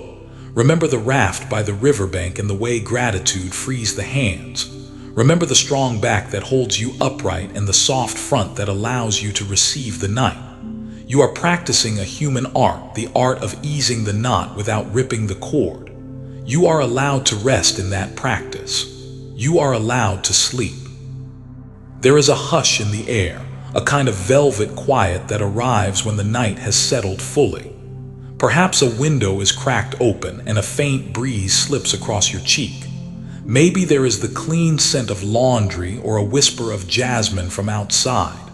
The blanket has found its natural shape around your body. Your neck yields to the pillow's gentle cradle. You are here, not performing, not proving, simply inhabiting this soft square of time. Allow your breathing to find you rather than the other way around. Let the inhale come like a lake drawing in a ripple. Let the exhale slide out as if a small door were opening on its own. Notice the weight of your hands wherever they rest. Feel the steady pull of gravity as an ally, not an enemy. If thoughts begin their parade, you don't need to halt them. You can step onto the curb and watch them pass, waving kindly at each float while your feet stay on solid ground. Tonight we lean into a quality that makes room for peace without numbing: equanimity. In plain language, equanimity is the art of staying steady in the middle of change. It is not indifference. It is warmth with a spine. Overthinking often tries to achieve safety by narrowing the world down to a plan, a prediction, a perfect outcome. That is craving recruiting the mind into a little war with reality. Aversion joins in when anything deviates from the plan. Confusion fogs the whole scene and turns a single bump into a road that must be abandoned.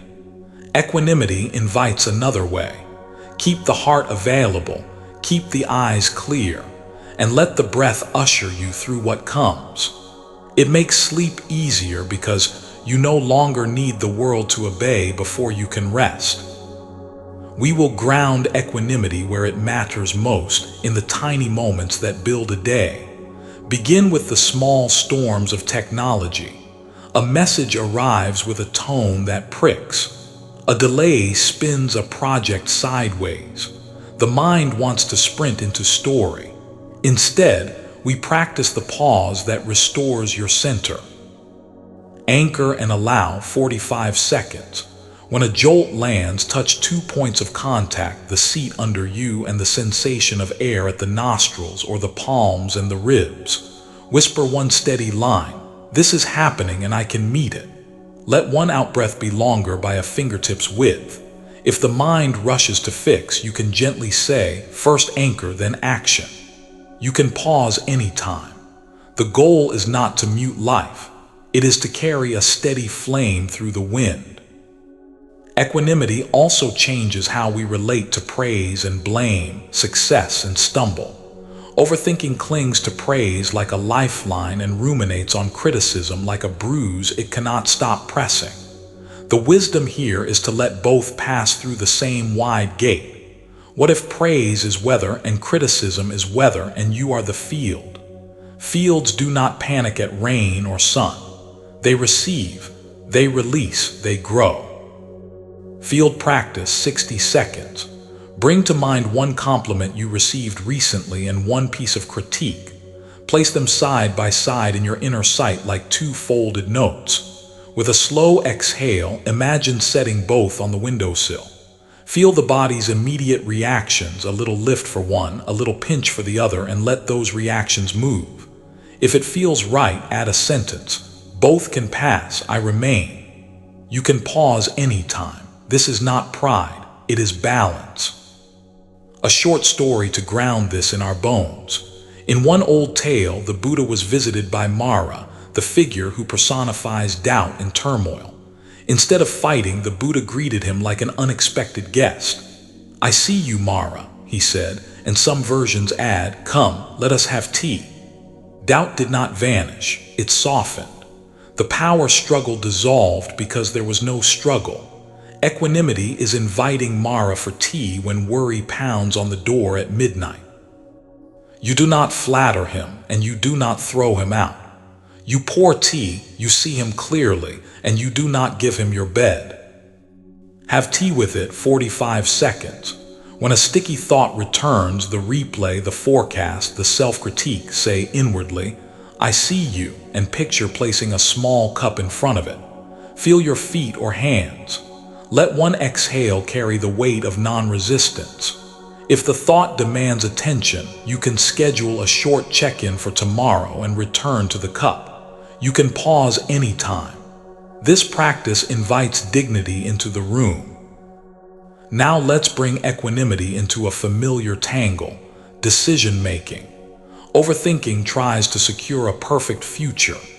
Equanimity chooses a good enough next step and lets feedback teach you. This isn't careless, it is agile. It makes the body less tense because you are not gambling all your worth on the outcome of a single choice. Next true step, 60 seconds. Name the smallest step that moves your values forward, one email, one call, one paragraph. Check it against your inner compass. Does it honor kindness, clarity, integrity? If yes, commit to that step at a specific time. Exhale and release the rest for tonight. If no, pick a smaller step. You can pause anytime. The point is to uncouple action from the need for a sealed guarantee. Equanimity loves companionship with compassion. Together they transform difficult conversations. Imagine a talk you've been dreading. Craving wants it to go flawlessly. Aversion wants to avoid it forever. Confusion says the relationship hangs in the balance with each syllable.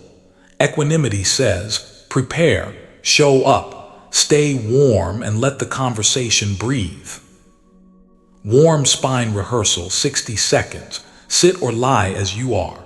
Picture the conversation in a quiet room. Let your back feel long and your front feel soft. Choose one sentence that is true and kind, 10 words or fewer. I want us to understand each other better. Practice saying it in your normal voice as you lengthen one exhale. You can pause anytime. You are not scripting the whole talk. You are choosing the first step from a steady body. We can carry this steadiness into caretaking and parenting too. When a child melts down or a parent repeats a story for the 4th time, The mind often flips into control or escape. Equanimity offers presence with pacing. You do not need to fix the feeling at once. You can lower the temperature in the room and still guide the moment. Thermostat hand, 40 seconds. If appropriate, rest one hand lightly on your own chest or forearm to steady yourself. Then mirror a slower breath within view of the other person. Speak one practical sentence. Let's sit by the window, or one thing at a time. If tears or frustration continue, let them be weather while you remain the thermostat, not the storm. You can pause any time. This preserves energy for the long road of care. A common trap that unravels equanimity is comparison. Late at night, scrolling through other lives, the mind measures and comes up short. Craving says, be more like them. Aversion says, they're fake. Confusion says, this proves I'm behind. Equanimity takes back the ruler. It measures by values, not by images. Return to your measures, 45 seconds. Whisper 3 things you actually value in simple words: kindness, learning, honesty. Then name one way you lived each value today, however small. If nothing comes, choose one thing you will try tomorrow. You can pause any time. By measuring with your own yardstick, the nervous system loosens and rest becomes possible. The body continues to be our most faithful teacher here. Equanimity is not a stance in the head. It is a posture you can feel: grounded legs, open chest, easy jaw.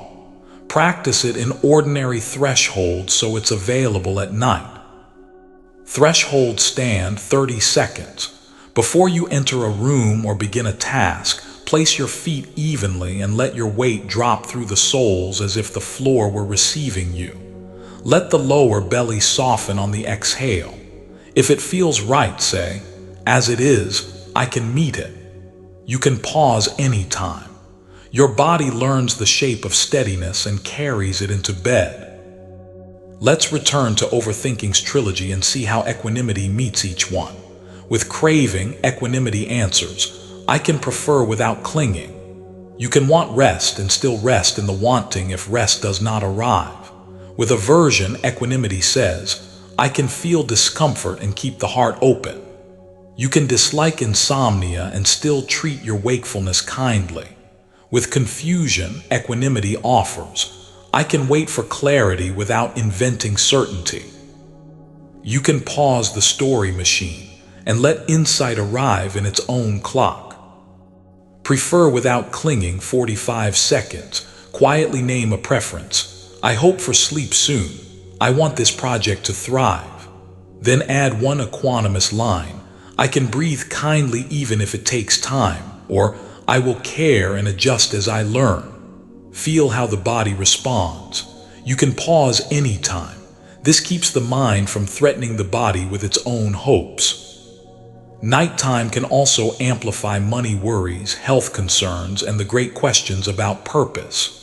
Equanimity does not dismiss these. It places them in time, returns you to the step that exists, and lets the rest be wide. You might imagine a path with lanterns. Only the next few are lit. Walking to the edge of the light is enough. The far curve will appear only as you approach. Lantern path, 60 seconds. Imagine 5 small lanterns ahead. Each one is a near-term step. Take the medicine, send the form, ask for help, stretch for 2 minutes, drink water. Place the big question beyond the curve where the path bends. With each exhale, step to one lantern and let the others wait. You can pause any time. This image helps the mind stop sprinting into darkness. Sometimes overthinking is a body that hasn't yet discharged the day's charge. Small movement can be a kindness the mind forgets to request. You don't need a routine or equipment. You need a minute of listening and a few simple motions to tell the animal body, we are safe enough to settle. Shake and sigh, 60 seconds. If it feels okay, shake your hands gently for 10 seconds, then let them dangle. Roll your shoulders slow and small. Yawn if a yawn wants to come. Sigh out through the mouth like you're fogging a window. If you prefer stillness, press your palms together and release, press and release. You can pause anytime. This is how muscles tell the mind, the hunt is over. Equanimity also asks us to watch the words we send ahead of us. Language can be an escalator or an elevator. Always, never, ruined, perfect. These words lift craving and aversion into the driver's seat. By choosing plain, accurate speech, you lower the heartbeat a few beats per minute. Sleep hears that and draws nearer. Plain words 30 seconds. Catch one dramatic sentence and soften it. This meeting will be a disaster becomes this meeting might be bumpy. I'll never sleep becomes sleep feels far right now. You can pause anytime. Plain words invite the nervous system to stand down. Let's touch identity lightning again because it keeps the inner weather breathable. I am a person learning equanimity. That's true and permissive. It leaves space for stumbles. Equanimity is not a badge you either wear or don't. It is a muscle that shakes and then grows. Learning lens 45 seconds. Recall one moment today when you lost your center. Inwardly say, a learning moment. Name one small adjustment you would try next time. Offer yourself one kind line. We're practicing. You can pause anytime. The mind changes when it is allowed to be a learner. As we turn toward rest, bring equanimity into the bed like a companion who hums more than speaks. If sleep is slow, you can lie with dignity, not as a failure. You can honor the wakefulness without fueling it. There is a particular relief in not arguing with the night. The argument is the friction. When it ends, even wakefulness becomes gentler. Dignified rest, 60 seconds. Arrange the pillow and blanket so the body feels respected. Place one hand where comfort arises most easily. Breathe in softly and breathe out a fraction longer. If thoughts parade, attend as a listener at a quiet concert, present open, without commentary. You can pause anytime. You are practicing a kind of trust that strengthens you whether sleep arrives now or later. One more image to cradle the mind. Imagine a lake at evening. Small boats move, some fast, some slow. A breeze flickers the surface. Deeper down, the water is cool and still. You are not trying to stop the breeze or the boats. You are letting awareness sink a few feet below the surface, where motion is seen but not jarring. This is equanimity. It does not deny the wind. It rests in a depth that can hold it. Sink a little 40 seconds.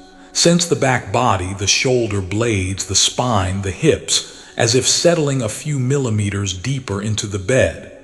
Let the eyes rest back, the tongue rest low. Whisper below the surface. You can pause anytime. If you pop back up, sink again lightly.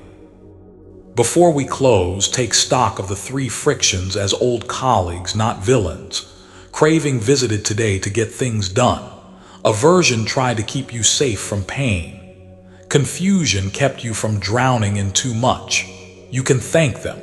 Then tell them the night has its own team. Release, acceptance, clear seeing, and now equanimity. They will cover this shift. 4 friends, 60 seconds.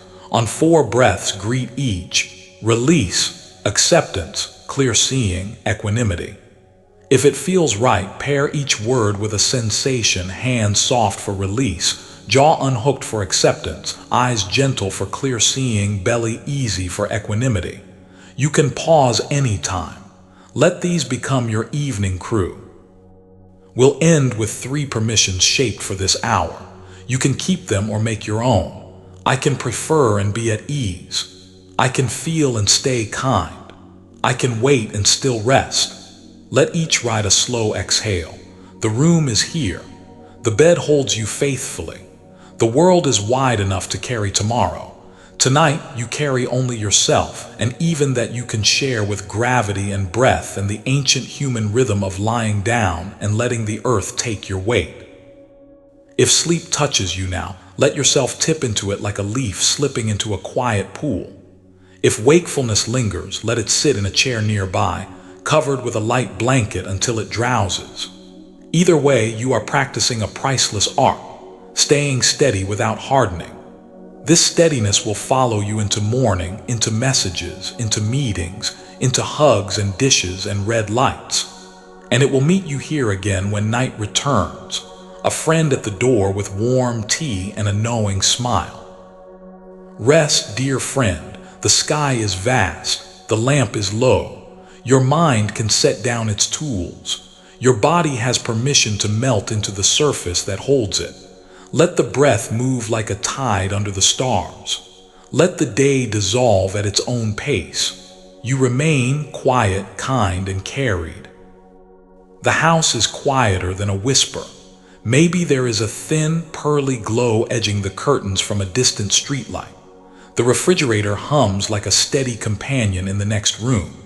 Night air slips through a small opening in the window, cool and honest against your skin. Your pillow shapes itself to your face, and the covers hold the gentle hills of your body. You are allowed to soften here. You are allowed to let the day set itself down. Let your next breath be simple. In as if the room nods toward you. Out as if you nod back. Feel the soft weight of your chest rising and settling. Notice the tiny loosening at the base of the skull when the jaw lets go a few millimeters. You don't have to get this right. You don't have to manage your own calm. You can rest in the ordinary kindness of breath, fabric, gravity, and the quiet that grows when you stop arguing with the hour. Tonight we turn to practice, the kind that slips neatly into ordinary life and steadily unknots the habit of overthinking. We've visited clear seeing and compassion and equanimity. Now we will give your hands and days something to do that keeps those qualities alive. Think of practice as the way you adjust the sails, not the way you try to push the boat with your bare hands. Craving, aversion, and confusion will still visit. Our aim is not to ban them, but to meet them well, with rituals so small they feel like friendly secrets. Begin with the loop that often starts the moment you wake. The mind leaps to the feed, the inbox, the weather, the news. The rush of input lights up the nervous system before your body has said hello to itself. Overthinking gains a head start. We will try a pocket-sized counter-ritual that asks for less than a minute and gives you back a whole tone for the day. First sip, first step, 45 seconds. Before you scroll or speak, lift your first sip, water, tea, coffee, and feel the cup's temperature through your fingers. Take one slow swallow. Let the exhale travel down the spine like a small river. Whisper a single intention for the next hour, plain and kind. One thing at a time or gentle pace. If another voice argues, that's okay. You can keep the sip and the intention anyway. You can pause anytime. This is not a rule. It's a tone setter. During the day, overthinking often hides inside the wish to be everywhere at once. Craving calls this efficiency. The body knows it as tension. We'll invite a practice that trains the opposite, devotion to one thing, in small, beautiful doses. Single thread, 60 seconds. Pick one ordinary action and offer it full attention. Tying your shoes, rinsing a bowl, opening a door. Feel the texture, hear the sound, notice the small choreography of your hands. If the mind runs ahead, smile and return to the thread in your fingers. You can pause anytime. One thread woven well is stronger than a handful of tangled string. A familiar story helps here. A scholar came to a teacher eager to learn. The teacher poured tea until the cup overflowed, and still he poured. "Stop," the scholar cried. "The cup is full." The teacher set down the pot and nodded. "Like this cup, your mind is full. How can I show you anything unless you empty it first? Overthinking fills the cup with plans and replay. Practice empties a little space so something helpful can arrive. Empty does not mean barren. It means room for breath, room for wisdom, room for rest. Cup space 40 seconds. Close your eyes or lower your gaze if that feels safe. Imagine the cup of your attention filled to the brim with today's topics. With each exhale, pour out a teaspoon. You don't need to name what leaves, just feel the weight reduce. After 5 spoons, open your eyes. You can pause anytime. The point is not total emptiness. It is making room for one true thing. Work hours can be where overthinking burns the most fuel. A small practice that pairs action with a body cue will protect your energy and sharpen your clarity. It doesn't require apps or gadgets, only a rhythm you can remember. 2 and a breath, 60 seconds. Do 2 units of work, 2 emails, 2 lines of code, 2 invoices, and then take 1 conscious breath with your shoulders soft. Repeat. If urgency barges in, let it join for 2 items and then breathe anyway. You can pause anytime. This trims the mind's habit of sprinting into fog and teaches the body that productivity can ride on rest, not on dread. Another place the loop grabs tightly is decision time. Confusion paints branching futures and insists you predict them all. We'll use a practical, values-first approach that lets you move without demanding perfect foresight. 3 lamps, 60 seconds. Name 3 lamps to light your choice: kindness, honesty, and 1 concrete value like learning or health. Check your options under those lamps. Which choice keeps those 3 lit? If both do, choose the smaller step and let feedback teach you. If neither does, adjust the options. Set a time to revisit and then rest the question for now. You can pause anytime. Decisions made under lamps are easier to sleep with. The body can become an ally in cutting through spinning thought. Your nervous system trusts rhythm and repetition. We'll give it a short sequence you can use after dinner, before bed, or whenever the mind revs. Evening sequence, 90 seconds. Stand or sit comfortably. Inhale and lift your shoulders toward your ears for half a second. Exhale and let them slide down. Inhale and spread your fingers wide. Exhale and let them soften. Inhale and feel your feet. Exhale and release the jaw. Repeat twice. Finish by placing 1 hand wherever the breath feels friendliest: chest, belly, side ribs. Whisper, "Enough for now." You can pause anytime. The sequence becomes a bridge. The body learns to cross without your supervision. Some loops are social. A comment from a friend or colleague pricks the heart. The mind writes 9 versions of what you should have said. Aversion wants to exile the discomfort. Craving wants to fix it all before sleep. Try a small ritual that acknowledges hurt, keeps your integrity, and lets the night be what night is for. Repair note, 60 seconds. On a scrap of paper or in your phone, write 1 sentence you might say tomorrow that is both true and kind. Then add 1 sentence of acknowledgement to yourself. "That stung and I cared." Close the note. Place it somewhere you'll see in the morning. You can pause anytime. The body rests better when it trusts that tomorrow has a plan and tonight has permission. We'll also tend to the way the mind clings to the glow of screens after dark. Not with shame, not with rules, but with substitution, giving your senses something softer to nest in. Swap and soften, 60 seconds. Trade 10 minutes of scrolling for 10 minutes of tactile ease. Warm a washcloth and lay it across your face, or soak your feet, or stroke the spine of a favorite book. Keep the lights dim. If the urge to check rises, name it wanting, smile, and return to touch. You can pause anytime. The nervous system learns what kind of input leads to rest, and craving loosens its script. On the days when worry sticks like a burr and you're sure you cannot shake it, it helps to give worry a job with a boundary. You are the host. Hosts assign tasks and end times. Worry window, 60 to 90 seconds. Choose a tiny window, perhaps after dinner, and let worry speak in bullet points, 2 minutes max. Write them down. When the timer ends, put the list away and say, "Thank you, I'll meet you here tomorrow." If worry knocks later, point to the sign on the door. You can pause anytime. This is not suppression, it is scheduling. The body rests when it trusts you to handle business in business hours. Overthinking often confuses urgency with importance. Everything feels like a fire. Equanimity and clear seeing return the hierarchy.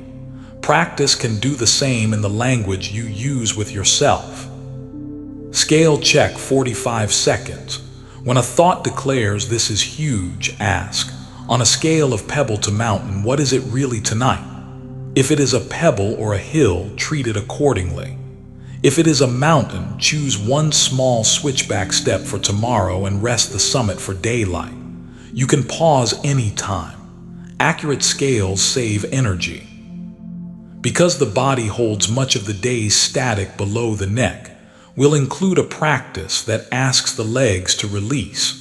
Heavy thoughts are lighter when the lower body trusts the ground. Sand and roots, 60 seconds. Imagine warm sand filling your calves and feet, then roots growing from your soles into the floor or earth.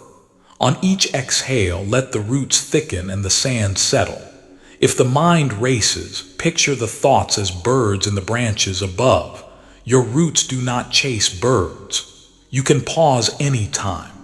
Grounded legs invite a grounded mind. Another loop worth meeting is the inner critic's late-night shift. It loves quiet rooms and tired bodies. We will not debate it. We will change the job description. Gentle auditor, 60 seconds. Let the critic become an auditor who deals only in facts that lead to a next step. You always mess up becomes, you missed a detail, add a checklist. If no step exists tonight, stamp the file review at 10 a.m. and move it to a morning tray in your mind. You can pause anytime. The tone shift from blame to process lowers the heart rate. We can also practice a kind of memory hygiene. The mind replays sharp moments because they remain unfiled. Filing doesn't erase, it orders. 3-frame replay, 60 seconds. If a moment won't stop looping, replay it in 3 still frames before, during, after. Name one neutral fact in each frame. Add one kind sentence to yourself, then one small learning for tomorrow if there is one. Close the file. You can pause anytime. The brain likes closure, the body likes sleep. Sometimes what keeps you awake is not problem or plan, but pure momentum. The mind spinning because that's what it has been doing all day. We will widen the frame and let momentum meet something larger. Wide room, 45 seconds. Sense the entire room at once. The shape of the ceiling above, the space to the left and right, the length from headboard to foot. Let your breath be small inside this big space. If thoughts try to fill it, let them be furniture you're not arranging tonight. You can pause anytime. Spaciousness dissolves urgency. A gentle parenting or caregiving practice now, because those roles fill the cup fast. At day's end, a small ritual can return your nervous system to baseline. After hands, 45 seconds. Wash your hands slowly with warm water. As the water runs, let each stream carry away one strand of the day's holding, the checklist, the voices, the tiny guilt. Dry your hands with care as if you were preparing them for rest. You can pause anytime. The body listens to this message. The shift is over. For evenings when sadness or anger sits nearby, we will not push it out or invite it to run the house. We will give it a chair and a blanket. Seat for feeling 60 seconds. Picture a chair at the edge of your awareness. Place the feeling there, not across the street, not in your lap. Offer it a light blanket. Say, I see you. I'll stay near. Keep breathing. If it grows, widen the room. If it softens, let it do so without commentary. You can pause anytime. This is compassion with boundaries. We'll return now to sleep's gentle runway. Overthinking tries to build a perfect landing. Your body prefers a simple approach, repeated nightly, so it knows the way. Runway 3, 90 seconds. Dim dock down. Dim the light 2 notches. Dock the device in its harbor. Downshift your breath. 3 rounds of in for a count that feels easy, out for a count 1 or 2 beats longer. If counting doesn't feel right, follow the feeling of air on the upper lip or the rise and fall at the ribs. You can pause anytime. Repeat this trio nightly. Familiar steps tell the nervous system, we're going home.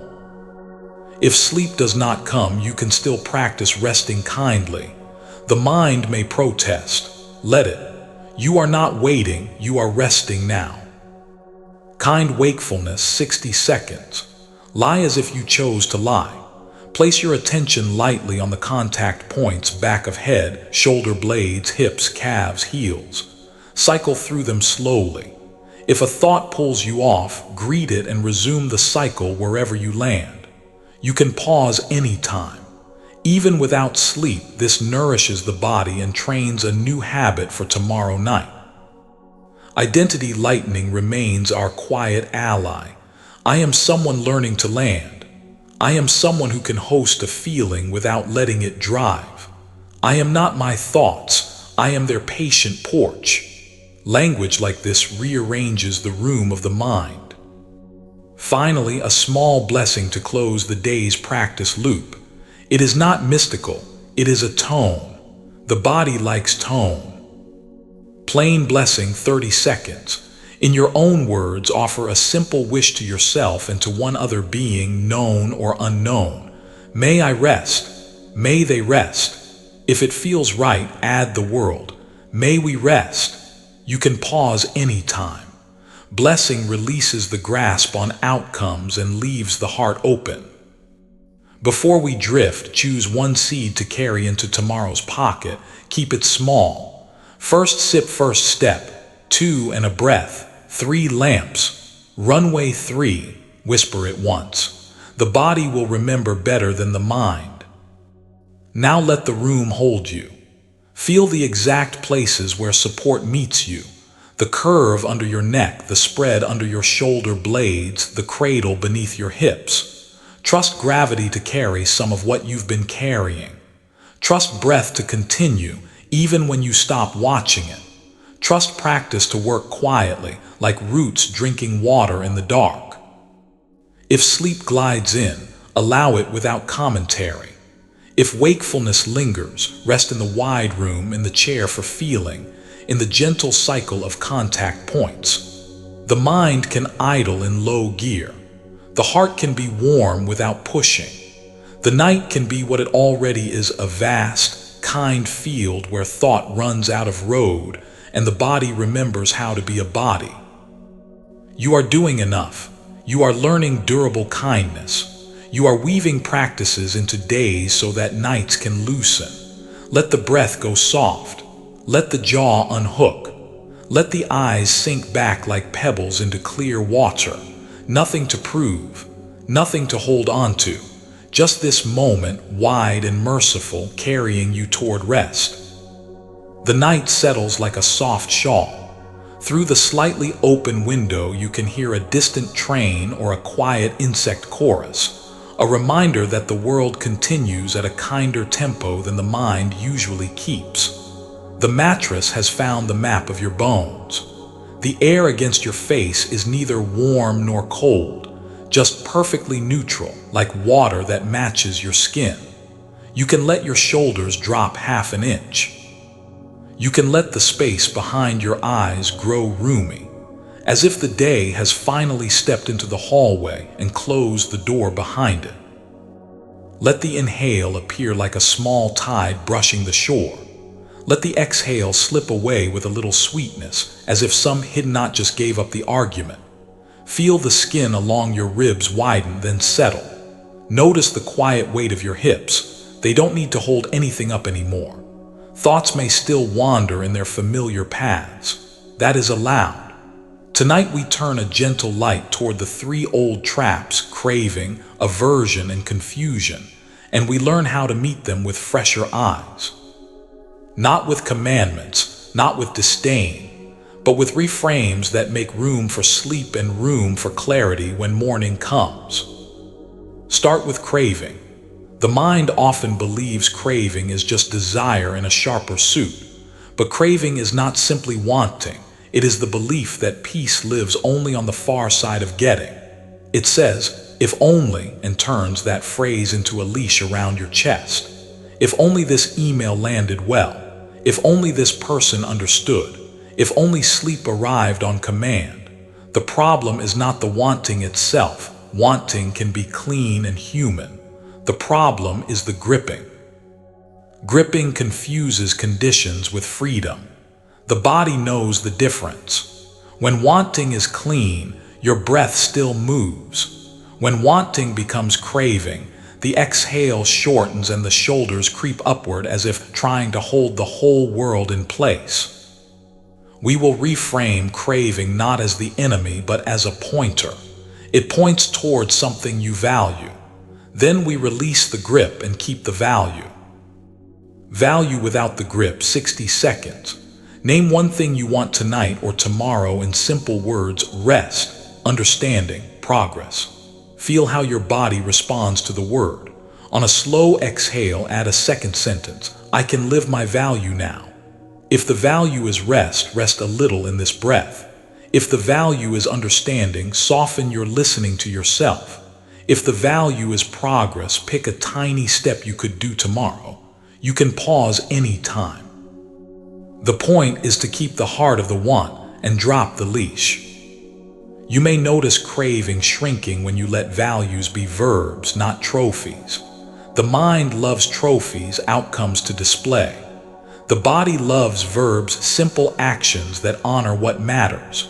When you translate a want into a verb the body can do, overthinking loses fuel. Sleep draws closer, like a shore you finally stop swimming against. Now to aversion, the reflex to push away what stings. Aversion often masquerades as strength. It says, don't feel it, get over it, toughen up. Yet what we refuse also refuses to leave. It sits outside the door, knocking louder because it is being ignored. The reframe here is not to swing open the door and let everything flood in. The reframe is to crack the door and stand there with a steady back, saying, I see you. I will give you a chair. You may not rearrange the room. Chair at the edge, 60 seconds. Bring to mind something you don't want, a discomfort in the body, a conversation, a memory that keeps peeking in. Place it on an imaginary chair 2 steps away. Name it in 2 words, no poetry, tight chest, dread talk, old guilt. On the exhale, say, you can stay for a minute. Keep your attention mostly on your breath and on the weight of your body. If it swells, widen the room by feeling your feet or the mattress. You can pause any time. This is acceptance with boundaries, which is different from surrendering the house. When you practice like this, aversion softens because it recognizes there is a capable adult at the door. The body relaxes its extra guard stations. The mind doesn't need to patrol every corridor to keep danger out. Even pain behaves better when it is acknowledged without drama. This is not submission, it is dignity. Sleep trusts dignity, it comes closer. Finally, confusion, the fog that makes you narrate wildly because you cannot see clearly. Confusion is not stupidity. It is what happens when the data is partial and the mind is afraid of the gap. Confusion rushes to fill the gap with stories. The reframe here is to call confusion what it is. Not yet. Not yet is a kind, honest phrase. It honors the unknown without inventing monsters. It keeps you low to the ground where the next clean step lies. Not yet, next step, 60 seconds. Think of something murky, a decision, a mood, a relationship in flux. Say, not yet, out loud or under your breath. Then ask, what is the smallest next step that doesn't pretend to know the future? Choose something you can finish in 10 minutes tomorrow, or a single check-in question you will ask, or a note you will write. You can pause anytime. Not yet calms the nervous system because it stops the performance of certainty and returns you to your lane. Craving, aversion, and confusion are not personal failures. They are human settings. We reframe them by changing the way we speak to ourselves and by offering the body alternative jobs. Grip becomes value in action. Rejection becomes a chair at the edge. Fog becomes not yet plus one true step. With repetition, these reframes become how you move through rooms and how you lie down to sleep. A short story to help the reframes land. A farmer's horse ran away and the neighbors cried, "What bad luck?" The farmer said, "Maybe." The next day the horse returned with 2 wild horses. "What good luck?" the neighbors said. "Maybe," the farmer replied. Later the farmer's son broke his leg trying to ride a wild horse. "What bad luck?" "Maybe," said the farmer. Soon after, officials came to conscript young men for war. The son was spared because of his leg. "What good luck?" "Maybe," said the farmer again. This is not a story of passivity. It is a story of reframing certainty. Craving wants premature good. Aversion wants permanent bad. Confusion says the story is finished.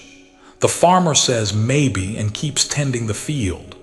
Maybe is a soft doorway to equanimity and sleep. Let's bring these reframes into the everyday with a few small practices you can tuck into corners of your day. These are not tasks to achieve. They are doorways you can step through when a trap appears. Clean want 45 seconds. When you notice yourself bargaining with the night, "If I fall asleep by midnight, I'll be okay," name the clean want. "I want rest." Then enact a tiny rest now. Soften the jaw, let the exhale lengthen, adjust the pillow. You can pause anytime. You have turned a bargain into a verb. Gentle permission, 30 seconds. When a feeling arrives that you don't want, whisper, "This can exist for now." Pair the words with one friendly sensation, your palm on your ribs or the feeling of the blanket's edge. You can pause anytime. You've given the feeling a chair without giving it the keys. Gap keeper, 45 seconds. When the mind spins scenarios because tomorrow is unclear, say, "Not yet." Then pick the smallest check you will make in the morning, a call, a glance at a calendar, a single email. Note it, then place the topic in your night basket. You can pause anytime. You have acknowledged the gap and protected your rest. As you practice, notice how language shapes your inner weather. "I need this to be over," clenches the jaw. "I'd love relief and I can breathe now," loosens it. "I can't handle this," spikes the heart rate. "This is hard and I'm held by the bed," lowers it. Language is not magic, but it is leverage. The body hears your syntax. Overthinking often insists that everything is personal and permanent. Reframing means widening both axes, more than personal, less than permanent. The comment was about their stress more than your worth. The mood is a weather pattern more than a life sentence. The project is a season more than a verdict. The mind's drama downshifts. Sleep hears the change. More than me, less than always, 60 seconds. Choose one knot from today. Whisper "more than me" and picture all the causes: sleep, food, time, other people's weather. Then whisper "less than always" and see the knot hanging on a timeline, a single bead, not the whole strand. You can pause any time. Perspective loosens grip without denying care. Sometimes the traps braid together. You crave a perfect conversation. You reject the discomfort of an imperfect one, and the confusion of not knowing what will happen fogs your chest. In those moments, keep your interventions tiny and bodily. The body is honest. It doesn't argue about philosophy at 2 a.m. It wants a clear job. Palm anchor 30 seconds. Rest a hand where warmth rises easiest: heart, belly, side ribs. Say, right now, warmth, and attend to the warmth for a single exhale. You can pause anytime. Warmth is proof of life, not of answers, and that is enough for this breath. The traps also weave into our devices. Craving wants one more bit of certainty. Aversion wants to avoid the feeling of stopping. Confusion says stopping now will ruin tomorrow. We can reframe the device as a guest, not a god. Guest departure 40 seconds. Walk the device to its dock and say, "Good night, guest." As you set it down, feel the temperature of your palm change when glass leaves skin. Let the exhale lengthen. If the urge to retrieve it arises, name it wanting. Place wanting on the chair and return to the bed. You can pause anytime. This small ritual reframes stopping as hospitality, not deprivation. Work can set traps too. Craving says, finish everything before you rest. Aversion says, avoid the hard thing, do the easy noise. Confusion says, it's all equally important. The reframe is to sort by values and by energy, not by anxiety. Value sort 60 seconds. Before ending the workday, write 3 lines. What truly matters first? What can wait? What belongs to tomorrow? Choose one step aligned with what matters and schedule it. Place the rest in tomorrow's bowl. You can pause anytime. Sorting by value, not fear, lowers the hum that follows you into the night. Sometimes the trap is the inner critic dressed as duty. It says that if you relax, you will become lazy or careless. The reframe is to treat rest as a responsibility to your future self and to the people you care about.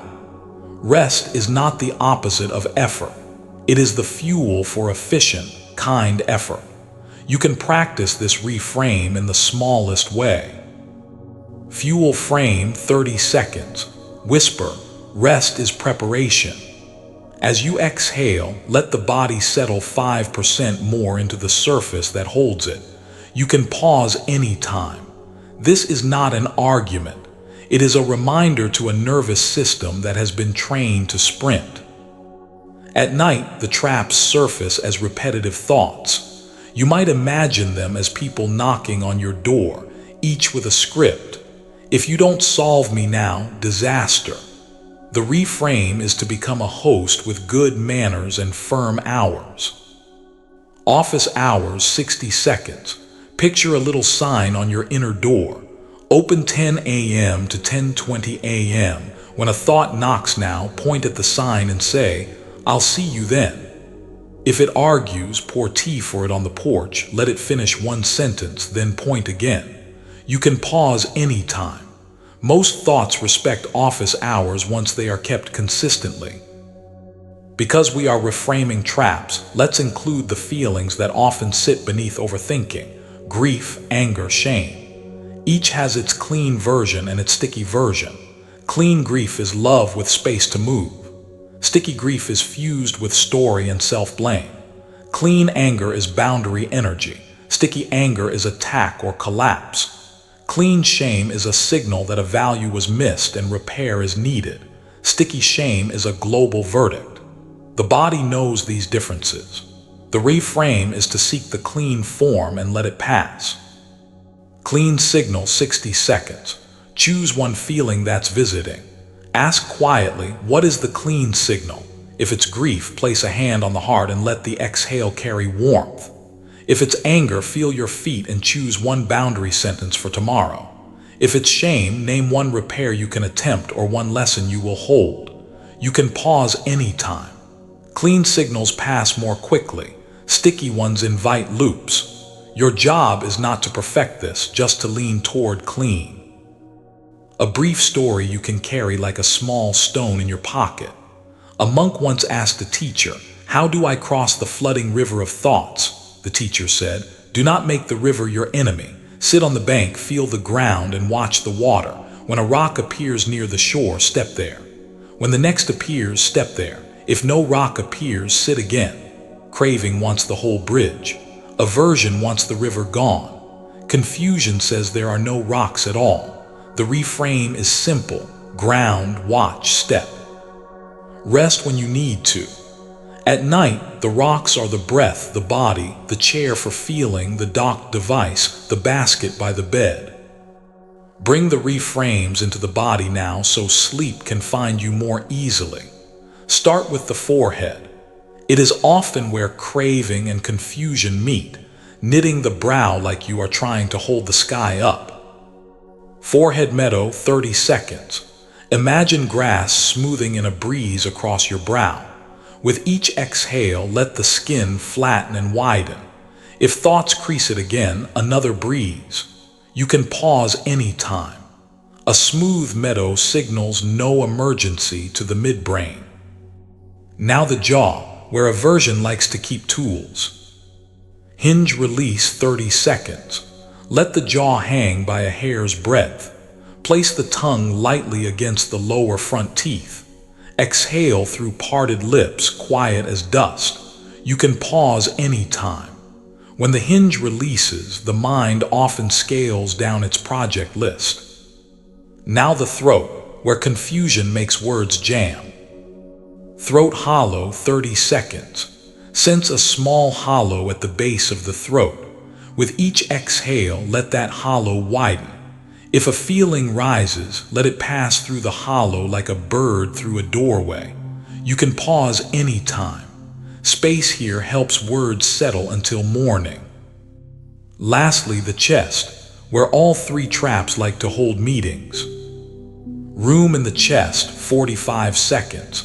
Picture your chest as a simple room with a window cracked open to night air. On the inhale, fresh air enters. On the exhale, the room clears. If a thought sits on the floor, let it sit. You are the window, not the furniture. You can pause any time. The body understands this image quickly. Before we drift toward the evening cadence, choose one reframe that fits you tonight and plant it like a seed in your palm. Perhaps value without the grip. Perhaps chair at the edge. Perhaps not yet, next step. Perhaps more than me, less than always. Whisper it once. The body learns by tone and repetition. It will carry this seed into the next day without you micromanaging the process. If sleep approaches, let it take you. If wakefulness lingers, rest with dignity. You can lie here without solving, and that is not wasted time. It is a quiet vote for a different way of being, one that meets wanting without clinging, meets pain without exile, meets fog without fiction. You do not have to become a saint of stillness tonight. You only need to keep company with yourself in a kinder frame. Offer yourself 3 plain permissions to close this part. You can change the words to fit your mouth, but they might sound like this.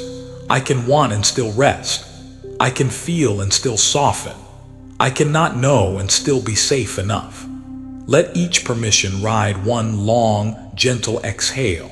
Feel the bed receiving you like ground that has known how to receive for longer than your worries have existed. The night is merciful. The room is merciful. Your breath is merciful. Let the mercy seep in through the jaw, the throat, the chest, the hands. Let it soak the muscles that used to hold the world up. Craving will visit tomorrow. You will answer it with value and action. Aversion will knock. You will offer it a chair and keep your keys. Confusion will fog. You will say, not yet. Light a small lamp and take one true step. For now, feel the way your body lengthens on the mattress, as if the day were a coat you have unbuttoned and slipped from your shoulders. Feel the way the night holds your outline without asking for anything back. Feel the way a single breath can change the room from courtroom to refuge. You are here, dear friend, and here is enough. The room is dim and kind, like the inside of a seashell. A faint night breeze moves the curtain just enough to remind you that the world breathes too. The pillow offers its cool side, and the blanket knows your shape by heart.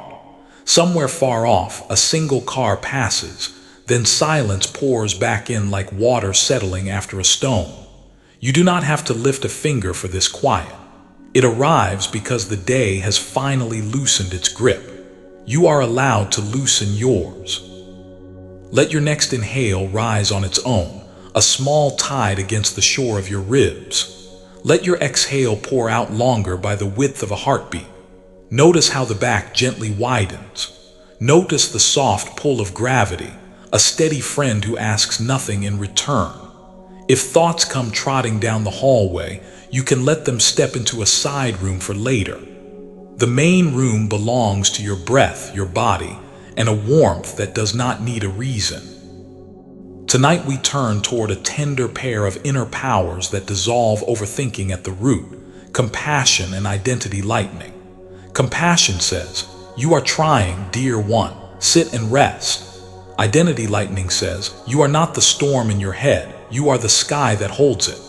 Together they unhook the mind from the tightest loops, the loops made of self-judgment and old labels. Craving, aversion, and confusion love those loops. Craving says, "Be a better version right now." Aversion says, "Exile the parts you don't approve of." Confusion says, "This is who you are forever."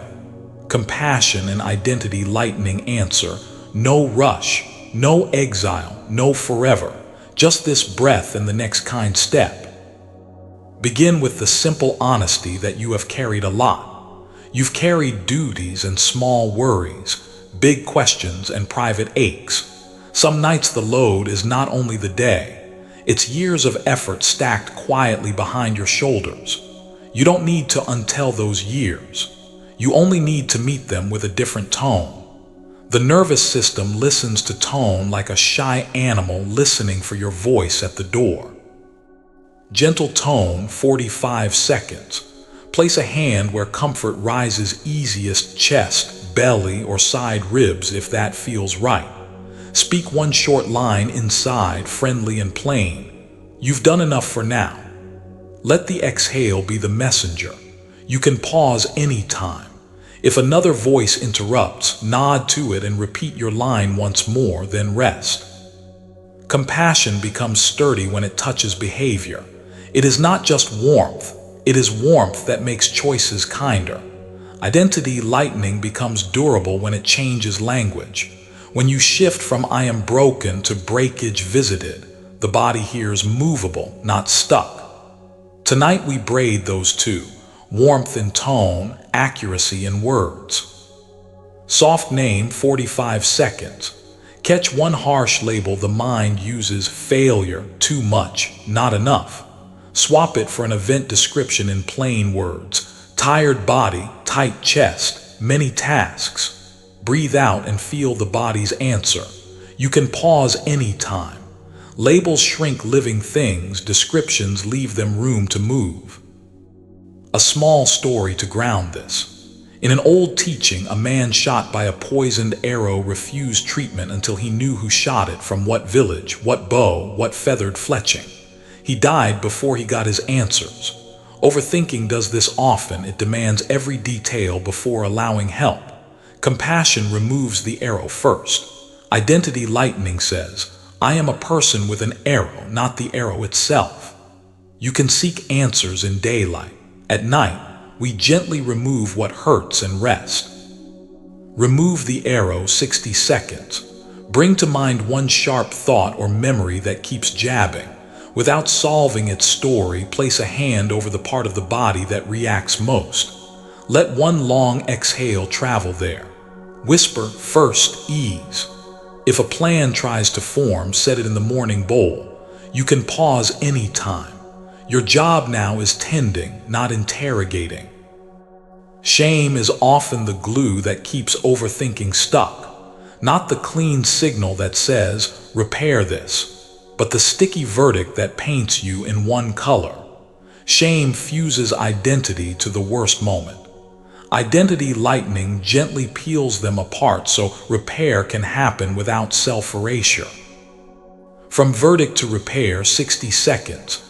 Name one small moment that nags, offer a three-part move. First, one gentle fact, no adjectives. I forgot the call. Second, one kind line. Humans forget. Third, one repair in daylight.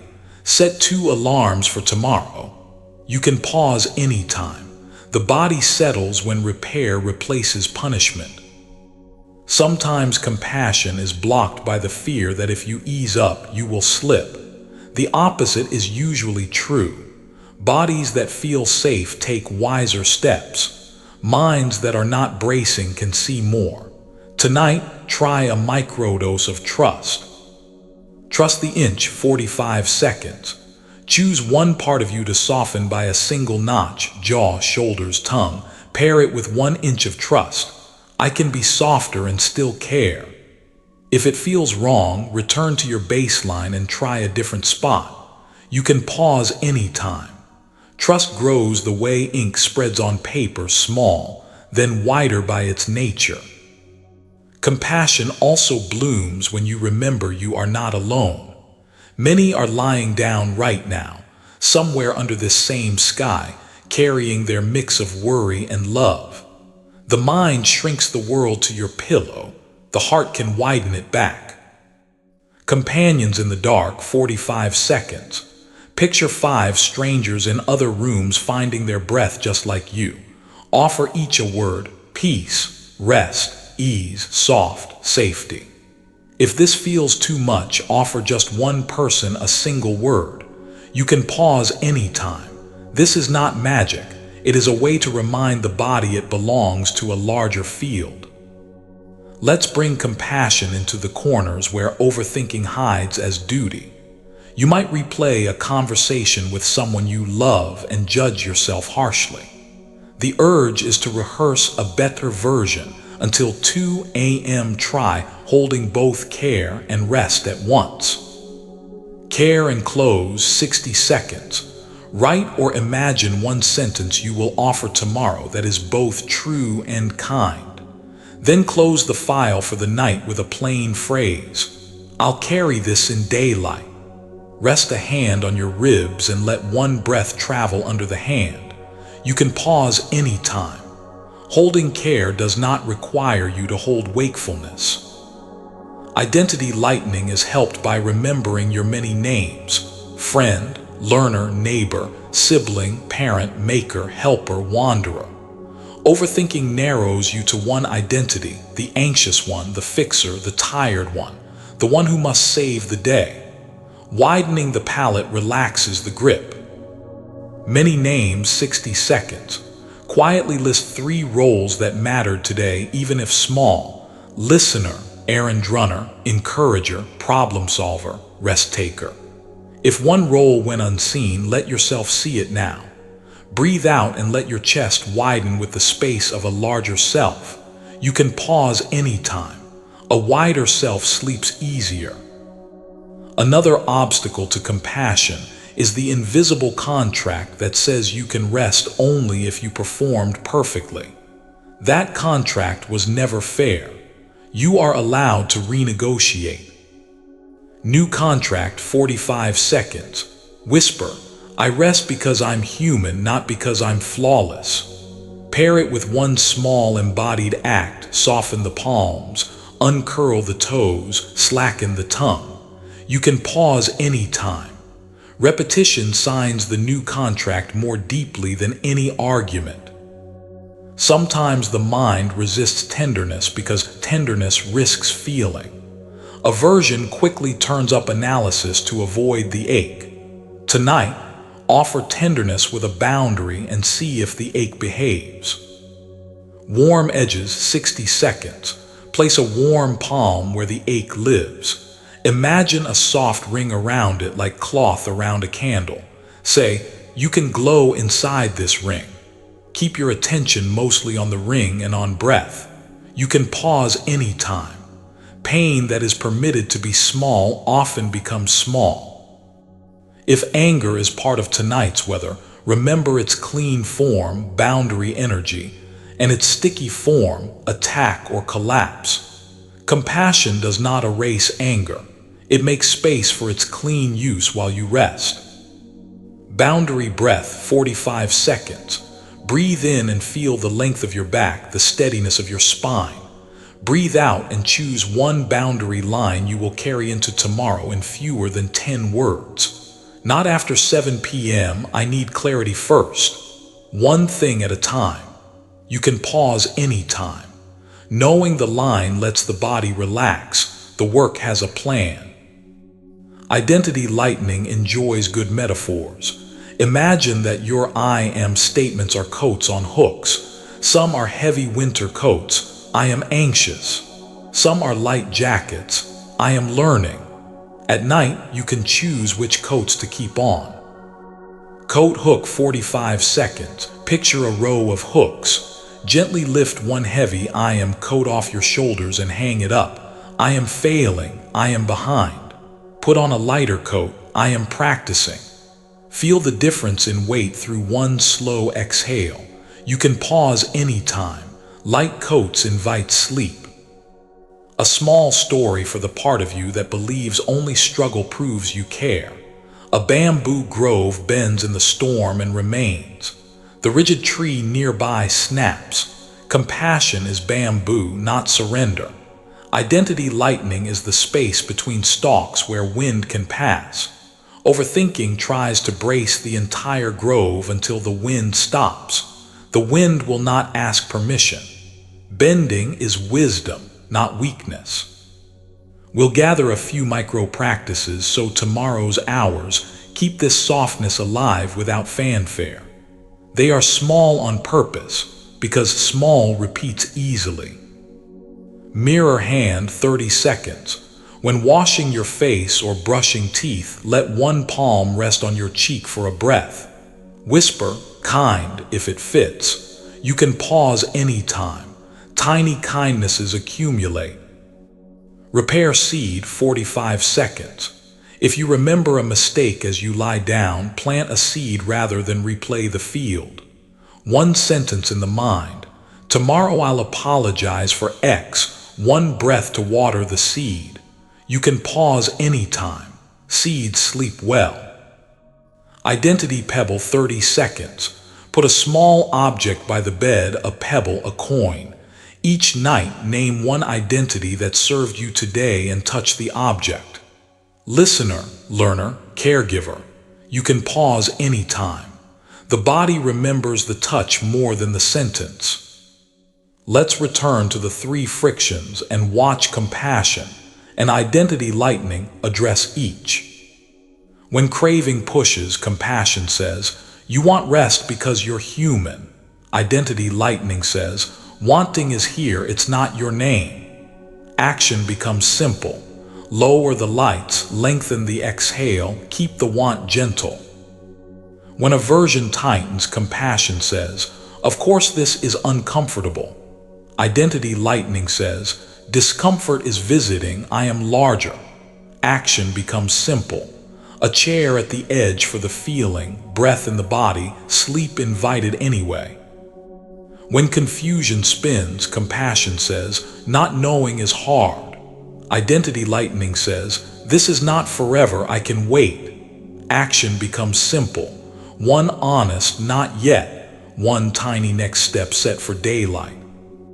To help the body believe you, we'll soothe a few specific places again, with images that the nervous system trusts. Eye hammocks, 30 seconds. Imagine each eye resting in a small fabric sling. Let the sling sway a little on the exhale. You can pause anytime. Suspended eyes tell the brain it can lower the guard. Heart lantern, 40 seconds. Picture a warm, low lantern in the center of the chest. With each breath, let the glow include 1 more inch around it. Not to chase darkness, only to mark friendly space. You can pause anytime. Lanterns guide travelers home. Belly river, 40 seconds. Feel the rise and fall like a river under a thin sheet of ice. The river keeps moving without your help. You can pause anytime. Trust often begins here. If grief is part of tonight, remember the mustard seed story you heard earlier, how no house is free from loss. Let that widen your field. Grief becomes heavy when it believes it is the only one. Compassion places grief in a chorus. Identity lightning says, grief is here because love is here. Nothing to fix at midnight.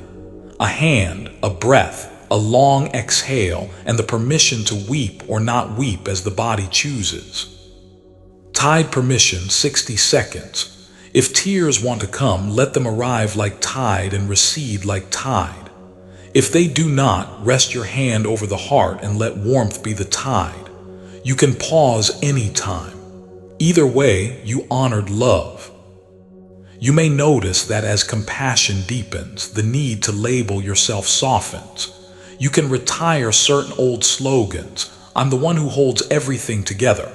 If I don't worry, I don't care, and try gentler truths. I hold what I can, the rest I share. I care with breath, not just with worry. This is identity lightning in plain clothes. Try one more reframing move that threads memory, compassion, and language. Rewrite the caption, 60 seconds. Bring up a small memory that still stings, a face, a room, a sentence. Keep the picture but change the caption to something accurate and kind. I froze because I was scared and tired. I snapped because I needed food. I did my best with the tools I had. Breathe out as you read the new caption once. You can pause anytime. Captions steer the nervous system. Before we move into the evening's closing cadence, give yourself a tiny bow for the ways you have shown up through these parts. For practicing in the middle of an ordinary life, for choosing warmth when pressure would be easier, for learning to rest without solving the world. You are not alone in this practice. You are part of a quiet lineage of people who learn to treat their minds and bodies as worthy companions rather than machines. 3 last micro practices for daylight that keep tonight's work alive without heavy lifting. Thank the effort, 30 seconds. After any small task, sending a note, washing a cup, whisper, thank you, hands. You can pause anytime. The body loves appreciation, it settles. Pause at praise, 30 seconds. When someone praises you, let it land for one breath before deflecting. If it feels awkward, just exhale slower. You can pause anytime. Receiving softens craving. Pause at pain, 30 seconds. When criticism arrives, exhale and touch 2 points, feet and ribs or hands and jaw. Say, let me feel, then choose. You can pause anytime. Feeling first, choosing next ends loops sooner. We end this part by preparing a nest for sleep, not as a performance, but as a simple arrangement of body and breath that says, home. Nest and bless, 90 seconds. Adjust the pillow so the neck feels respected. Tuck or untuck the blanket until your legs sigh. Let the mouth fall open a few millimeters. Let the tongue rest low. Choose one blessing for yourself and one for someone else. May I rest. May they be safe. If you like, include the whole sleeping world. May we find ease. You can pause anytime. Blessings change the room's temperature. If sleep comes, fall into it like rain into a wide field. If wakefulness lingers, rest as the sky rests, letting weather move through without changing the sky. You are learning a durable softness that will follow you into mornings, into talks, into choices. You are learning to take off heavy names and wear lighter ones. You are learning to treat yourself like a friend who finally arrived home and needs only warmth, water, quiet, and an unhurried breath. You do not have to be anyone else to earn this peace. You do not have to finish anything first. You can let the night do its work. Let the eyes rock in their hammocks. Let the heart's lantern glimmer. Let the belly's river flow without your supervision. The world will turn, gravity will hold, the bed will keep you. All that is left is a long exhale, a soft jaw, a single permission. Say it in your own words or borrow these for now. I can be kind to myself and still become. I can rest and still care deeply. I am larger than my thoughts. Let each line ride a breath out into the gentle dark. Rest, dear friend. We are almost at the closing shore. For now, float. The water knows where to carry you. Tonight has that deep library hush, the kind you feel more than hear. The air is settled, a touch cool against your cheeks. Somewhere in the room, a tiny LED glows like a faraway star. Your body knows this hour, the way your weight eases into the mattress, the way your face relaxes when nobody needs an answer. You can let your hands go loose. You can let your thoughts untie their laces and sit beside the door. What matters has already been carried this far. Now the night can help. Allow your breath to be ordinary, like a tide that has found its rhythm. In comes the easy swell. Out goes a longer, quieter return. Feel the back widen as if the muscles were unbuttoning their topmost collar. Let the tongue rest low. Let the eyes sink back a little, hammock soft. You are not auditioning for calm. You are being welcomed home by it. We have walked together through a whole landscape. Craving that tightens, aversion that pushes, confusion that fogs, and the countermoves that loosen, welcome, and clarify. We have practiced in kitchens, cars, meetings, hallways, doorways, and in this quiet place where the day lays down its head. Tonight, we gather the threads. We make a simple bundle the body can remember without effort, so that peace no longer feels like a visitor but like part of your house. Begin by greeting what is left of today, not the ledger, not the verdict, just the living residue, the warmth from a kind glance, the dull ache of a hard moment, the faint hum of unfinished business. Let each piece take one seat in a semicircle around you. You are the host. You are also the one who knows when visiting hours end. Closing circle, 1 to 2 minutes. Picture a small circle of chairs. On one, sit the day's care. On another, sit the day's joy. On another, sit a question you cannot answer yet. On another, sit the part of you that tried very hard. With each exhale, say inwardly, thank you for coming. With each inhale, feel the bed lift your weight. When you are ready, tell the circle, I will see you in daylight. Imagine the chairs sliding back a few feet as the room grows dim and kind. If anything clings, place it in the basket you've learned to keep by the bed. The night will watch over it. Let the body receive a final kindness. We've soothed the brow, jaw, throat, and chest before. Tonight we'll travel the whole length, slow and generous, as if pouring warm water through a flute. No fixing, only befriending. Body benediction, 2 minutes. Begin at the crown of your head. On the out-breath, whisper inwardly, thank you. Let the skin of the scalp soften, move to the forehead. Thank you, the eyes in their slings. Thank you, the bridge of the nose. Thank you, lips, jaw, tongue. Thank you, base of the skull, the little hinges that hold so much. Thank you, throat hollow, collarbones, shoulder heads. Thank you, upper arms, elbows, forearms, wrists, every small bone of the hands. Thank you. Chest with its steady lantern. Thank you, ribs that flex like reeds. Thank you, belly river, back river. Thank you, pelvis, hips, the quiet engineering of your gait. Thank you, thighs, knees, shins, calves. Thank you, ankles, heels, arches, toes. Thank you. Let the whole body answer with a quiet sigh that you do not push. The sigh comes when it is ready. There is one more teaching to tuck close before we sleep. It is simple enough to live in a single sentence. You are not required to solve before you rest. The mind argues. It says, if we drop it now, we'll lose it.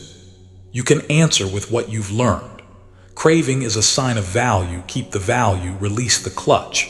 Aversion is a flinch. Offer a chair, not exile. Confusion is a fog. Say not yet. Light one lantern and stop building imaginary cities in the dark. This is not an exemption from care. It is the right timing of care. When you keep time with the body keeps time with sleep. A soft story for the closing shore.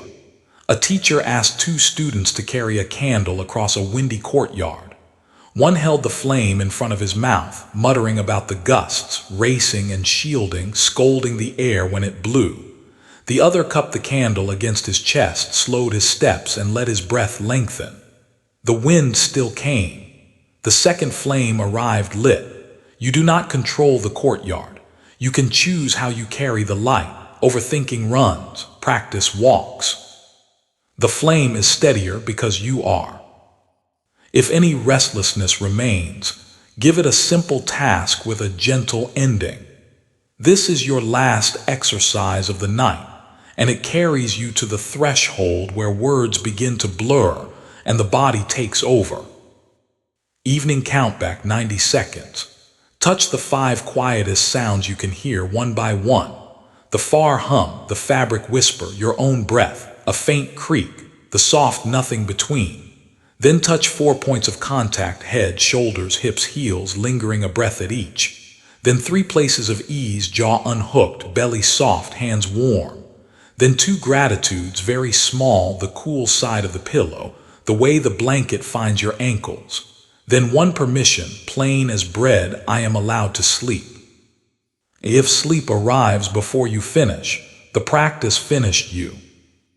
If wakefulness lingers, it may be because a feeling is still asking to be witnessed. You know what to do. Give it the edge chair. Keep your hand on your own side. Breathe like someone keeping company. You are not abandoning yourself by resting. You are staying with yourself in a way that works. This is compassion in ordinary clothes. Identity lightening has been quietly working under everything we've practiced. Tonight, let's set down one last heavy coat. You can pick it up tomorrow if you must, but maybe you won't want to. Set down the name 1 minute. Notice a familiar I am sentence that tightens your chest. I am the one who fixes everything. I am the worrier. I am the one who must not fail. Hang it on the nearest hook. Slide on a lighter, truer jacket. I am learning to care without clenching. I am someone who can pause. I am a human at rest. Feel the immediate shift in your ribs. The night likes people in softer coats. Let us bow once more to the 3 frictions, not as enemies, but as old co-workers finishing their shift. Craving, thank you for pointing to what matters. We'll move it in small steps tomorrow. Aversion, thank you for guarding the tender spots. A chair for you at the edge, not the door. Confusion, thank you for admitting the not known. We will wait with a lamp and a plan for morning. The counter moves are on duty now. Release, acceptance, clear seeing, equanimity, and kindness. They know the night well. You wish, imagine the Buddha as a person sitting under an ordinary tree, not glowing, not floating, just breathing the way a calm human breathes. He remembers the easy happiness of childhood under a rose apple tree and recognizes the middle path. Not too tight, not too loose. You can remember your own rose apple moments, a porch light dusk, a quiet kitchen, a laugh that made your chest light. Let that memory tint the room, not brighter, only warmer. You do not need to be a sage to rest like this. You need only to stop tightening the string and to stop letting it go slack. The tune you want is simple. It sounds like a long exhale. To seal this evening, we will bless the room, the body, the people we love, and even the parts of ourselves that still pace the hallway. Blessing is just a tone, but tones teach tissues. Speak inwardly. Keep the words small. Closing blessing, 2 minutes. May this room be a refuge. May this body be held. May this mind be gentle. May this breath be enough. May those I love be safe. May those I struggle with find ease. May the ones awake somewhere in the world feel accompanied. May the world tilt a little closer to care. May I remember that rest is part of wisdom. May I sleep if sleep wants me. May I rest even if wakefulness visits. May I meet tomorrow when it is tomorrow. If you like, finish with a tiny ritual for the senses. A way to teach tomorrow where to find you and teach tonight that your guard has stood down. Good night to the house, 1 minute. With your eyes closed, say quiet farewells in imagination. Good night lamp, good night window, good night cup, good night shoes, good night door, good night breath, good night heart. With the last good night, let your jaw release that final millimeter. Let your hands float to where they want to sleep. Feel how the bed accepts you without terms. From here, there is nothing left to do. The bowl is set down. The raft is at the river's edge. The empty boat drifts without a fence. The lanterns along the path will still be there in the morning. The mustard seeds of shared human experience are counted, and your shoulders can lower because you are not alone. You have learned to label the second arrow and to refuse it. You have learned to greet Mara without offering him your bed. You have learned to be a sky with weather, not a weather made of sky. You have learned that "not yet" is a wise sentence and that "enough for now" is a doorway that opens. Let the breath be smaller. Let it hide in the quiet like a small animal returning to its den. Let the edges of thought blur. Let the body do what bodies have done for millennia. Trust the dark, rebuild, sort, knit, release. If you wake in the night, you know the way back. Hand to chest, longer out breath, chair for the feeling, basket for the thought. Not yet for the fog, one small glimmer named and held. The path is worn now. Your feet recognize it even in low light. You have practiced well. You have practiced in a human way, imperfect, honest, steady enough. As you drift, take these last, plain lines with you like pebbles that warm in the palm. I can care without clenching. I can feel without drowning. I can pause without failing. I can rest without finishing. I can begin again in the morning. May the night lay its cool hand on your brow. May the jaw unhook, the heart lamp glow low, the belly river move unobserved. May sleep come like a tide that knows your name, or may rest hold you until it does. Either way, dear friend, you are carried.